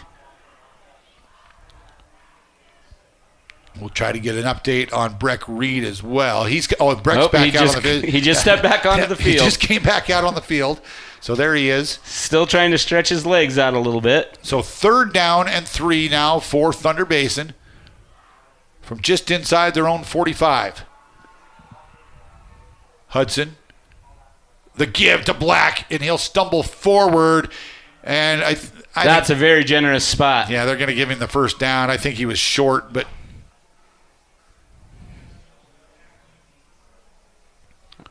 also just got an update at the start of the fourth quarter. Cheyenne Central leading Campbell County 19-14. Wow. That would be an upset, I do believe. So 1st and 10 for Thunder Basin at their own 48-yard line. Hudson. He'll send 2 men to the far side. And Black to his left. He'll drop straight back, looking for a man outside. And he lets it fly, and it's going to be caught. No, incomplete. Great coverage out there by Breck Reed. The receiver, Wagner, I think had the ball initially, but Andrew Stewart and Breck Reed, they kind of just made an Oreo out of him. They kind of sandwiched him, and the ball popped out. So a good attempt by Wagner to make that catch. That was a nice throw. It was right on the money. Great throw by Hadley. And Hadley took quite a shot right as he released it. So that'll bring up 2nd down and 10 now for Thunder Basin. A change of personnel as Grayson Peak will come back into the ballgame. Also out there in one receiver is Garrett Brewer. Haven't seen him in the ballgame yet tonight, but he is the receiver to the near side, right in front of the Thunder bench. The fake, Hudson, he'll go right up the middle. He'll have enough to get into Sheridan territory. They'll mark him down at about the Sheridan 45. It'll bring up 3rd and 3 for Thunder Basin as now they are inside Bronc territory. And I think if you're Thunder Basin, you're in 4-down territory anyway, being down by 4 touchdowns. Absolutely. So So 8.5 to go here in the ball game. The Broncs leading 28-0 on the range scoreboard. Hadley, Hudson in the backfield. He'll be in the shotgun. 3 receivers. He'll fake the give to Black. He'll go straight up the side, bounce it outside. There's no one there. There's a hold outside. I see a flag at about the 45-yard line. And this one's coming back. That one's going to come back for sure. We saw the hold. That was right out in front of everybody. Yep. That's what sprung him. Yep. And so that one's going to come back. Actually, they'll spot the ball way down at the 37-yard line, but I think that one will come back after the hold. So that'll make it, they're going to back him up from there. So that'll make it 3rd down and about 13 for Thunder Basin after the hold.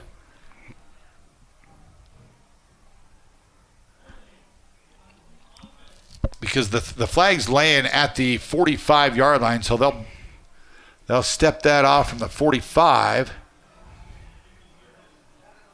The umpire needs to move the ball, and we're going to the other 45. There we go.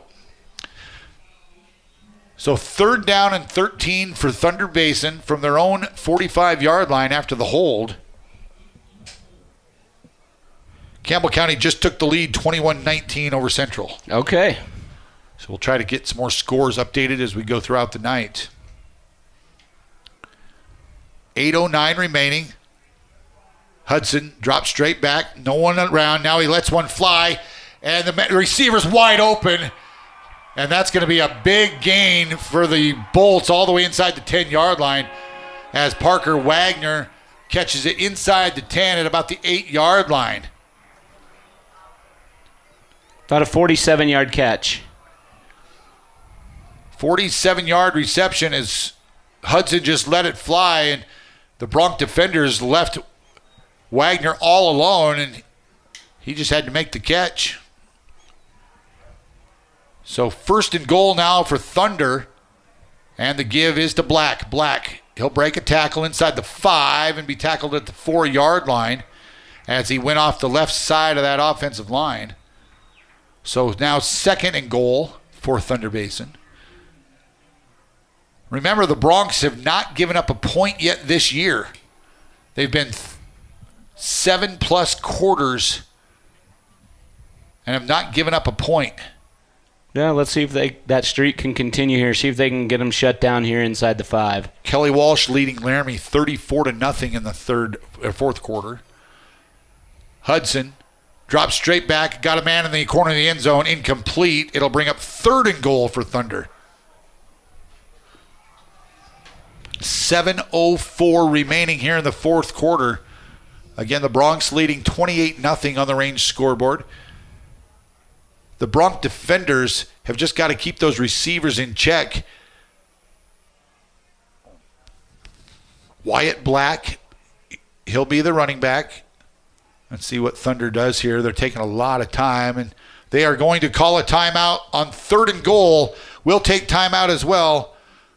We're back to Thunder Basin High School. You're listening to Bronc Football on 1410 KWYO and 106.9 FM. You have a new prescription to be filled, but where should you go? Hi, this is Vandalyn Meyer with Hospital Pharmacy West. Visit us and see what a local hometown pharmacy is like. Keeping all your prescriptions in one place makes it much easier for you, and knowing your medication history helps our pharmacists answer your questions. We look forward to seeing you at Hospital Pharmacy and Hospital Pharmacy West. Hometown pharmacy, hometown care at Hospital Pharmacy West. Hi, I'm County Commissioner Christy Haswell, and you're listening to Sheridan Media Sports. Welcome back to Thunder Basin High School. The Broncs defenders are on the field. 3rd and goal for Thunder Basin. I want to thank our good sports sponsors here on Sheridan Media.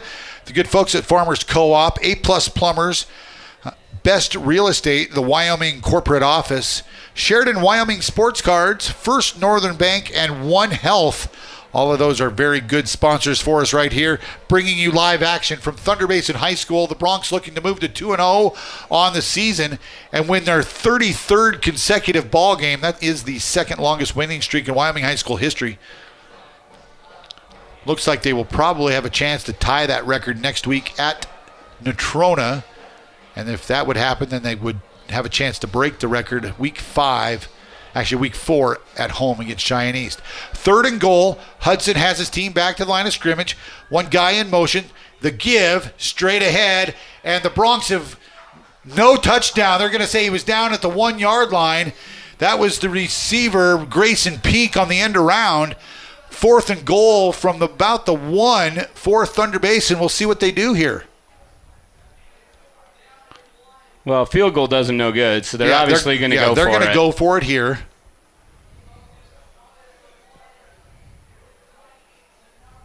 So Peak will stay in the game.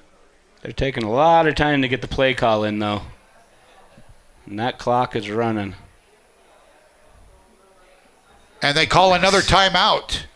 So the coaches for Thunder Basin can't figure out what they want to run here on 4th and 1. So we'll take timeout as well. You're listening to Bronc Football on 1410 KWYO and 106.9 FM. Hi, this is Callie Drell, Mortgage Loan Officer at First Bank of Wyoming. We work hard to provide competitive loan options to fit your unique financial situation. We understand that applying for a loan can be overwhelming, but our team of experienced lenders are with you every step of the way to guide you through the borrowing process. Whether you're looking to purchase a new car, consolidate debt, or finance a home, we'll help you find the perfect loan option. First Bank of Wyoming, Division of Glacier Bank, member FDIC, equal housing lender. Hi, this is Ken Balkenbush with Prime Rate Motors and Super Trailer Store, and you're listening to Sheridan Media Sports. Welcome back. 4th and goal for Thunder Basin as the Broncs defense has been... We talked about Thunder Basin's defense being stingy, but the Broncs have even been more stingy tonight. Thunder Basin's had it inside their Bronc 10-yard line on several occasions tonight, and they still have not scored. Yeah, let's see if the Broncs can dig deep right here and keep them out of the end zone. So Hudson, he'll give the ball straight ahead. He didn't get it. No good. He didn't get it. He did not get in, and the Bronc defense holds again. That was the sophomore running back, Xander Coombe. He kind of stumbled after he got the handoff. Couldn't stretch it out. And actually it was a loss of 1. The Broncs will take over at their own 2-yard line. We did get a final score in. Thermopolis beats Tongue River 34-0, with Tongue River being on the road at Thermop here in what is called Week 1. So Gilbertson in his own end zone. They just want to create some space here, some working space. And actually it's going to be Kelton Crow from the Wildcat position. Crow, he'll just take it right up the gut. He'll break one tackle across the 5. Maybe they'll say he got to the 5-yard line. No, they're saying the 6. Yep, so a gain of about 3 on first down for the Broncs. So it looks like they'll run that Wildcat, whether they're going in for the score or trying to get out of the shadow of their own end zone. And again, they're lined up in the same formation. Crow takes the snap. He'll go right off guard again. This time he dives forward across the 10. Actually, they're going to mark him down right at the 10-yard line. It will be 3rd and about 2. Boy, East outdid the Broncs. They lead Cheyenne South 84-0 in the 4th quarter. So Cheyenne South has scored 84 points. Natrona leading Rock Springs 28-0. Cheyenne East has scored 84. Yes. Cheyenne East has scored 84 points tonight on Cheyenne South.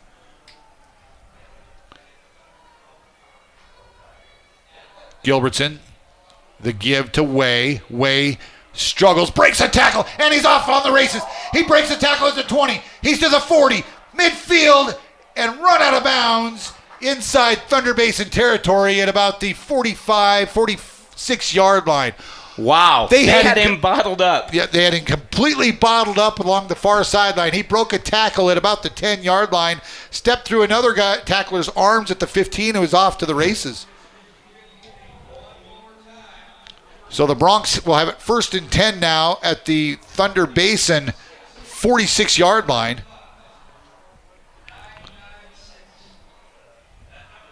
We are under 5 minutes to go now in this ball game, and the Broncs will just keep it on the ground. They're gonna want to run clock. Thunder Basin has just one timeout left.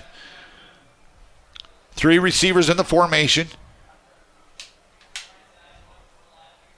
And Gilbertson, he'll give it to Crow. Crow goes off tackle, straight ahead for about 9 more. It'll be 2nd down and 1. Good hard running by the running backs of the Broncs. And I like the two-headed monster. Garrett Way, Kelton Crow. Yep. It's been one or the other all night long. We could maybe call them Thunder and Lightning, with Crow being the Thunder. And then, Garrett Way with the speed. Yeah. I mean, Crow's no slouch with his speed either. Exactly. But he's bulkier than Way, so we can call him Thunder. And now they bring Braden Brutlog into the backfield. Braden's going to be a special talent, man. This kid, he's a good athlete, man. Gilbertson, he'll bring, that's going to be Carson Chase across the formation. He gets a block, and he's going to be wrestled down. That's a face. Are they going to get a face mask there? Because it sure looked like one. I think the referee just signaled that. He's the one that even... Actually, they're calling a hold on the Broncs. The linesman on the near sideline didn't even see the face mask, I guess, because Carson Chase got ripped down by the face mask. But it'll be a hold on the Broncs at about the... It's a 10-yard penalty from the spot, so you're going to move it back about... They might lose a yard. So it'll be 2nd down at 11. Well, true, but yeah. So 2nd down at 11 after the hold.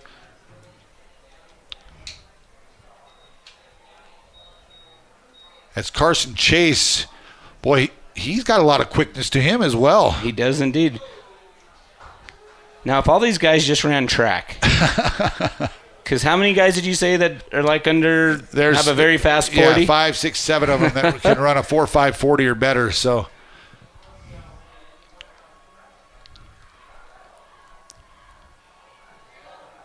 Gilbertson with Brutlog alongside him. They'll send Chase in motion. And it's big Gilbertson. He'll keep it up the middle. He'll fall across the Thunder Basin 45 to down about the 44, 43-yard line. They're giving the 43. It'll be 3rd down and about 7 as we are now 3.5 minutes to go. Why is the clock is running? Looked like they had stopped it for a second. And the Broncs are getting some other guys in the backfield. I saw Braxton Crow in the backfield that time. Gage Rogers, he'll be the receiver to the near side, and we're back in this Wildcat formation. Crow, he'll call for the snap. He'll get one block. He'll fall across about down to the 40-yard line. It'll bring up 4th down for the Broncs from there. 4th and about 5 from the 41-yard line of Thunder Basin. And the Broncs will have a decision to make here. Will they pooch punt it, just keep the ball away from Thunder Basin, or will they go for it here and try to milk more of the clock? Try to run the clock out. As we approach 2.5 minutes left here in the 4th quarter, the Broncs leading 28-0 on the range scoreboard. And I think the Broncs are probably going to run this down and call a timeout. Back judge has his hand up, so he'll start counting here. And the Broncs do call a timeout with 2:11 to go here in the ball game. Ryan, the Broncs have done a good job tonight. They've managed the clock well, for one. I agree. They've taken advantage of turnovers, except for the one time in that first half when they gave it away and then got the ball back. Right. And then they couldn't do anything with it there, and they ended up having to pooch punt. But for the most part, the Broncs have handled their business tonight on the road, the first road test, and really, if you think about it, really the first full game of the year for these guys. Absolutely. And they've, it hasn't been nowhere near perfect by any means. We've had a lot of penalties, but like you said, basically their first game out of the year, you're going to have that. Thunder Basin's no slouch. No, they'll be in the hunt. So, I'm happy with what I see because they'll just keep getting better, and that's Maury's goal every week is to get better than we were last week. The Bighorn Rams have taken the lead in the 4th quarter, leading level 28-24. Not sure how much time is left. But it looks like the Broncs are going to go for it. Ty Gilbertson And he'll hand to Garrett Way. Garrett, he'll put one foot in the ground, and he'll fall forward, break a tackle, and fall inside the 35. Got the first down. To about, they're going to mark him at the 35, and that'll be enough for a Bronc first down. And that might just about do it with 2:04 remaining. The official winds the clock after the chains are reset, and the Broncs will take their time now. Thunder Basin, they have one timeout left. We'll see if they decide to use it or not. So Ty Gilbertson's getting some instructions. I think they're going to kneel on this thing from here. So the Broncs are going to win it. They're going to go to 2-0 on the season, win their 33rd consecutive ball game here in Class 4A.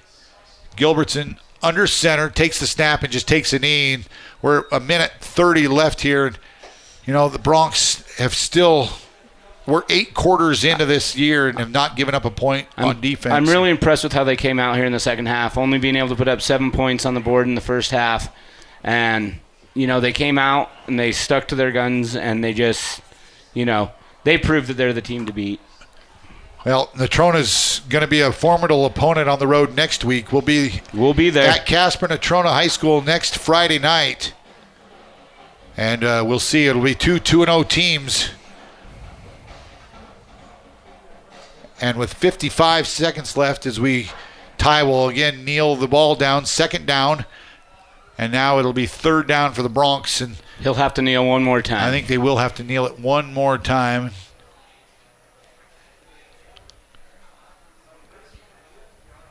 And then this one will be over. But the Broncs, they are going to improve to 2-0. Ty Gilbertson, one more kneel down, and that's going to do it. The Broncs win this thing 28-0. And another fine showing by head coach Jeff Maury and the boys as they will line up now and do their handshakes. And it will, we'll see what head coach Jeff Maury has to say as the Broncs have done it again. They get 4 touchdowns, 3 in the second half to really put this thing away. And they, again, moved to 2-0 on this young season.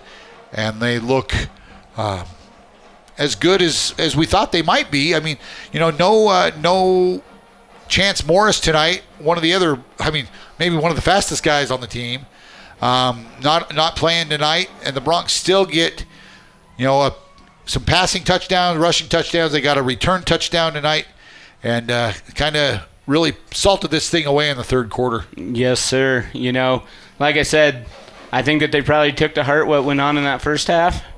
And, I mean, you can't say enough about their defense. 2 weeks in a row, they haven't given up a point.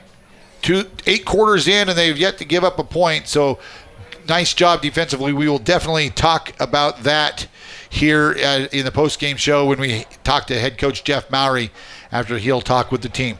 We're going to take a timeout. When we come back, we'll have the post-game show for you. You're listening to Bronc Football on 1410 KWYO and 106.9 FM. Bring your favorite builder the plans for your perfect home and live happily ever after. Hi, this is Kim Hall with ERA Carroll Realty and Pinnacle Home and Land Group. Come take a look at this 2.18 acre parcel in its gorgeous location just off Upper Road in Sheridan County. Listed at $175,000, this piece of property is priced just right. A beautiful country feel and the convenience of city amenities. Call me, Kim Hall, at 520-227-5543 for more information. Ready to hit the court? Sign up now for women's volleyball leagues with the Sheridan Rec District. Whether you're looking to join Women's Division A or B, there's a spot for you. Don't have a team? No problem. Attend the managers meeting on Thursday, October 3rd at 6 p.m. in the Sheridan Junior High School cafeteria to get connected. Learn more and register online at SheridanRecreation.com under the Programs tab. Call 674-6421 or stop by the Sheridan Rec District office at Thornrider Park. There is no doubt when you walk through Sheridan, you can feel the strong sense of community. It's everything from our wonderful local businesses to our top-rated schools. You can even feel it in the level of care given to the homes in and around our area. Hi, this is Jill and Colton Bates with the Bates team at Best, and we truly feel people deserve to get the most out of what our community has to offer. That's why we're here to help match you not only with the perfect home you need in your life now, but also with all the surrounding pieces. We want what is best for you, and that is owning the property and the slice of Sheridan you deserve. Call 675-BEST and visit bestwy.net. Proudly brokered by EXP. Wyoming corporate office is located at 30 North Gould Street in Sheridan, and they provide a myriad of services. What is a registered agent, you may ask? The real question is, what aren't they? Wyoming corporate office can assist you in forming your LLC or Wyoming-based corporation, provide mail forwarding service, and accept legal and financial documents, and so much more. Learn more today by visiting WyomingCorporateOffice.com. It's that time of year again, back to school and all the expenses that come with it. Need a reliable vehicle for those school sports? We've got you covered with our competitive vehicle loans. We also offer personal loans to assist with various back-to-school expenses. At Camco Federal Credit Union, we pride ourselves on offering competitive rates and excellent member service. We're dedicated to serving our communities and their needs. Visit one of our branches today or check us out online at campcofcu.com. Camco Federal Credit Union, NCUA insured and an equal housing lender. The folks at Farmers Co-op appreciate you and all their customers and friends that fuel up regularly using their easy access fuel pumps. In order to make their service better for you, fuel purchases at the pumps can be made in one of three ways. You can use your co-op fuel card, you can use any major credit card, or you can easily prepay with one of the friendly cashiers inside at the registers. Fuel up your outfit today at Farmers Co-op, 1450 Coffeen Avenue in Sheridan, owned by those they serve. Celebrate Security State Bank's 95th anniversary with You Choose Rewards, where you can earn points towards great rewards every time you use your Security State Bank Visa debit card.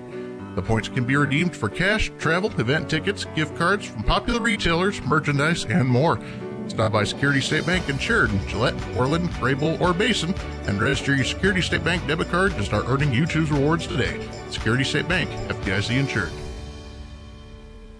Whether you're starting a business, safeguarding your assets for future generations, or navigating the complexities of property transactions, McCool Law Firm LLC in Sheridan provides tailored solutions that ensure your success. McCool Law Firm understands that each case is unique, and it is committed to delivering personalized service that will exceed your expectations. McCool Law Firm, protecting your legacy, stepping up to bat for you. Find out more and schedule a consultation at McCoolLawFirmLLC.com or call 307-461-9240.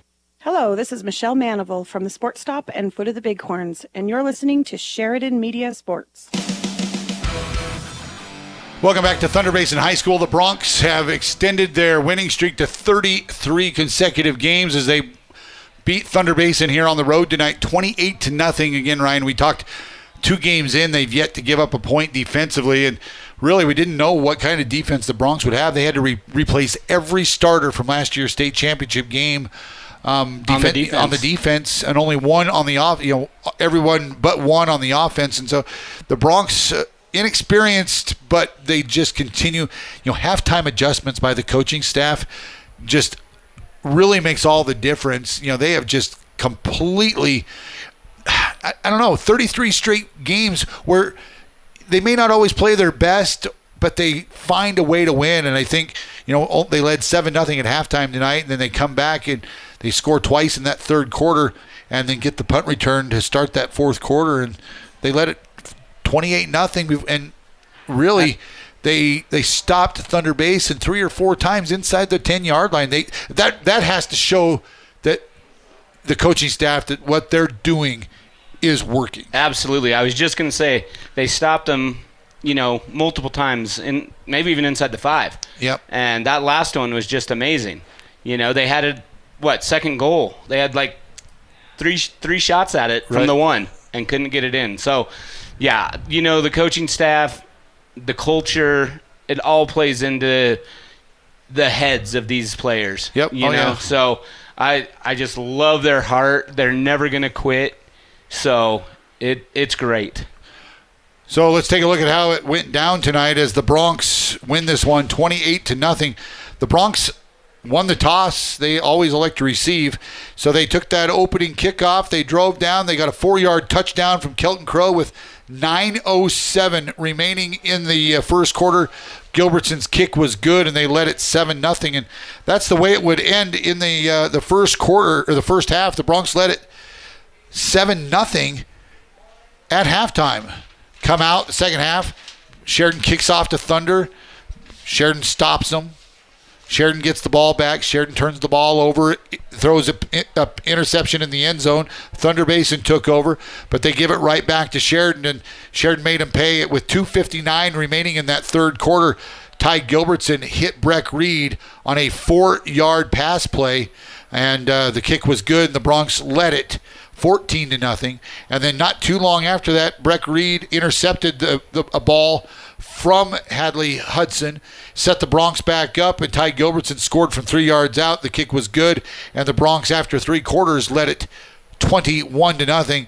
And then early in that fourth quarter, the Broncs made another stop. They got a 60-yard punt return by Carson Chase. And, Carson broke a couple tackles and made his way into the end zone. And the Broncs, the kick was good, and the Broncs won this thing 28-0. And that's the way this one finishes up tonight. Couple scores. We have been getting some updates from around the state. And with 42 seconds left, Campbell County was leading Cheyenne Central 21-19 with 49 seconds. Natrona beat Rock Springs 28-3, and we still have not gotten a final from the Bighorn game, but they were leading 28-24 in the fourth quarter. We're going to take another timeout. When we come back, we'll hope to have head coach Jeff Maury with us here in the press box, and we'll talk to him about tonight's game. You're listening to Bronc Football on 1410 KWYO, 106.9 FM. The Waring Chevrolet Collision Center is open and ready to help if you've had an unfortunate encounter leaving you needing vehicle repair, Doug Wooden. Hey, Bob, we can get your damaged vehicle repaired and back to you in just a matter of days. We offer paintless dent repair along with a state-of-the-art mechanical repair facility. Plus, we are a preferred provider for most major insurance companies, and our experienced collision team is the best around. We'll get your vehicle repaired, back to you in like-new condition. The Waring Chevrolet Collision Center is ready for you at 400 North Gould. Mossholders Design Center proudly supports our young student athletes in Sheridan County. Being a member of a successful team takes determination, a strong work ethic, and great leadership. It's those qualities that have defined Mossholders over the last 115 years in Sheridan.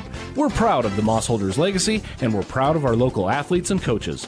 Let the talented and hardworking staff at Mossholders help you with your next furniture purchase or design project. Mossholders wishes each and every team the best of luck this season. Go Broncs and Lady Broncs.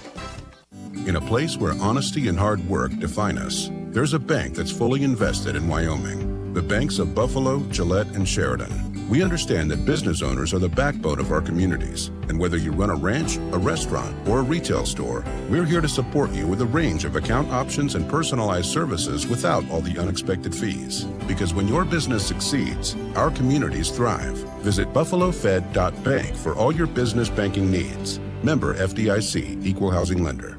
Texting and driving. Texting and driving?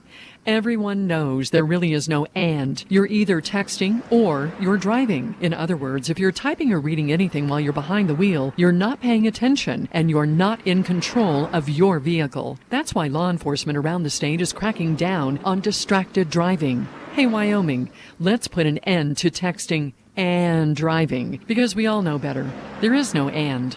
This message was paid for by WYDOT. You save, we give. Hi, this is Trish Penn with First Northern Bank of Wyoming. I'm sure you've heard about our Roundup program by now, but did you know so far this year we've matched over $15,000 that we've donated to local nonprofits in our communities? This quarter we are giving to local youth services. If you haven't enrolled, stop by and see us at 29 North Gould Street to learn more and enroll today. You save, we give. It's a win for you and the community. First Northern Bank of Wyoming, investing in Wyoming communities since 1885. Member FDIC, Equal Housing Lender. Hungry? Got $5? McDonald's has you covered. Introducing the all-new $5 meal deal. Choose between a juicy McDevil or a McChicken sandwich, but wait, you'll also get a small fry, small drink, and a 4-piece chicken McNuggets, all for just $5. That's right, $5. So why wait? Head to McDonald's now and grab the $5 meal deal. Better yet, download the mobile app and save even more money and time by ordering ahead. McDonald's, Sheridan, Buffalo, and Gillette. As I wish to live deliberately. Would you like to hear people more clearly in noise? Hi, this is JT Kraft with EBA Hearing and Sound. Today's smart hearing aid technology can improve your ability to understand speech in noisy environments better than ever. These prescriptive medical devices have a 40-hour rechargeable battery life, they're waterproof, Bluetooth compatible, and more. Why struggle to hear? Get a hearing test and try a free hearing aid demo today. EBA Hearing and Sound, 674-8920. That's 674-8920. Have you been to the showroom at Thompson Master Masons? If you're thinking about doing a masonry project, you need to stop by and check it out. Thompson's is located on the corner of Broadway and 11th in Sheridan with a showroom full of brick and stone samples. They offer both man-made and natural stone. As a matter of fact, Thompson Master Masons has the widest selection of stone, block, and brick in town. Wholesale or retail, contact Thompson Master Masons. This is Patrick Johnson with Stifel Financial, and you're listening to Sheridan Media Sports. Well, welcome back to Thunder Basin High School. We are finished here, 28-0. The Broncs improved to 2-0 on the season, their 33rd consecutive win. And the Broncs, I mean, we got to see what they really look like. I mean, after last week, the offense got 7 offensive plays. We really got to see what the Broncs are going to be about, and we talked a lot about speed, and boy, it showed again tonight. And joining us now on the postgame show is head coach Jeff Maury. And coach, after last week, you didn't really know. I mean, you get to see him every day in practice, so you know what you have. But to see him come out and put one together here, obviously there's going to be things to work on and clean up this and that. But you have to be satisfied with another shutout. Yeah, our defense has done a really good job. Coach McEwen and the team have put together a good scheme. And then our guys come out and executed. I was really pleased with our low tackling. That's not something we practice a lot in practice because we can't bang up our own guys, and we asked them to come out here on a Friday night and do something they haven't done all week, and really pleased with the way we're getting on legs. Thunder Basin has a good back. He runs low, and we tackled him low, and we were physical up front. So really pleased with the ability to stop the run. Our stats probably aren't going to look super impressive, but that 0 on the scoreboard is what we're looking for. I thought offensively it took a little bit of time for you guys to kind of get going.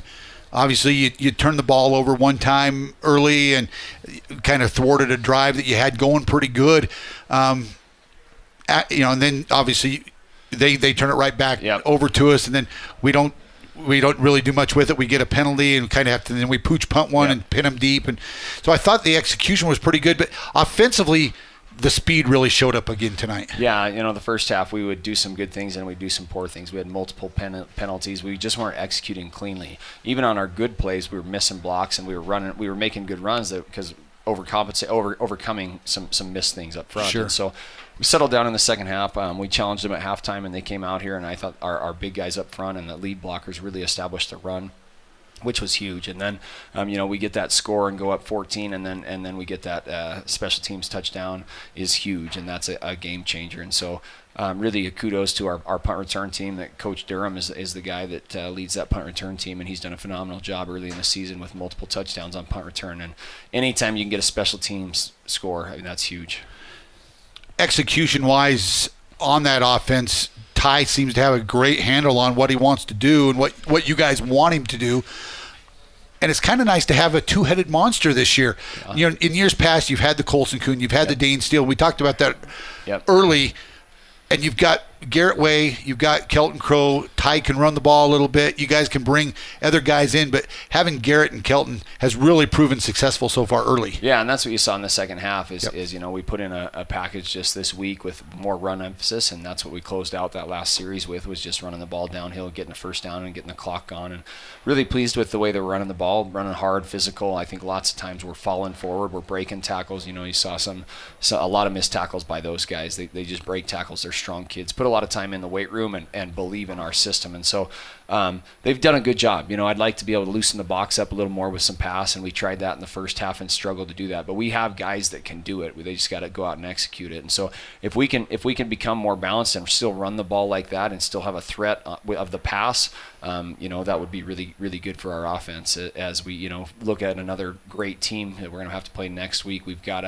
We can't be one-dimensional. If we're one-dimensional, they're going to shut us down. And so we've got to have a mix of the run and the pass. Just one more thing about the effort tonight. The offensive line, before week 1 against Cheyenne South, you and I had talked about how the depth, there's not a lot of depth on that offensive line, and there are a bunch of young guys that haven't played a lot of snaps, but they kind of got things going. And I know the backs broke some tackles downfield that made things happen, but for that offensive line to create some holes they did tonight, they're going to get better, but they showed improvement tonight. You bet. They did a great job. We have Bridger Peldo, that lone returning starter on our offense, and at right guard, and then Josh Davis at right tackle tore his ACL last year, and this was his first game back. Sure. At right tackle. At left tackle, Justice Lucas has played quite a bit last year, was in the rotation, never started. And then we started a sophomore at left guard, and Brandon Vela is our center. He makes all the calls.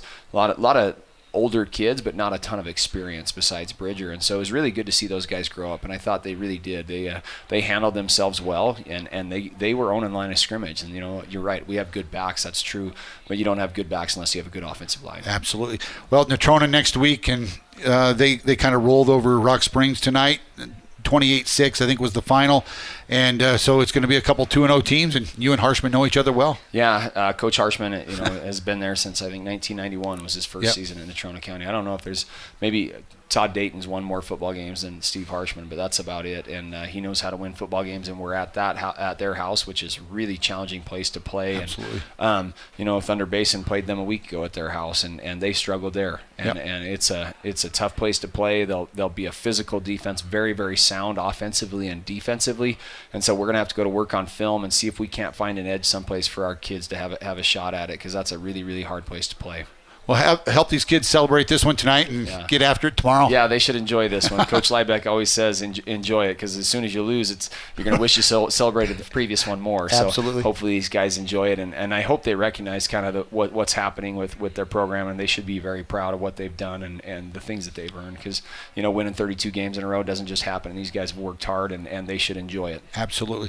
Well, congratulations once again, and we'll talk to you again next week. Appreciate it, Shane. Thanks. Thanks, Coach. Head Coach Jeff Maury here on the Postgame Show. That's going to wrap it up from us. We did just get one final update. Bighorn did come back and beat Lovell tonight 28-24, and so that's a big game there in the 2A East for Bighorn to go on the road. That was number 1 against number 3 in the state, so congratulations to Coach McLaughlin and the Bighorn Rams as well. That's going to wrap it up from Thunder Basin High School. Again, the Broncs win it 28-0 tonight. We'll have more Bronc football for you next week from the Natrona County High School. You've been listening to Bronc football on 1410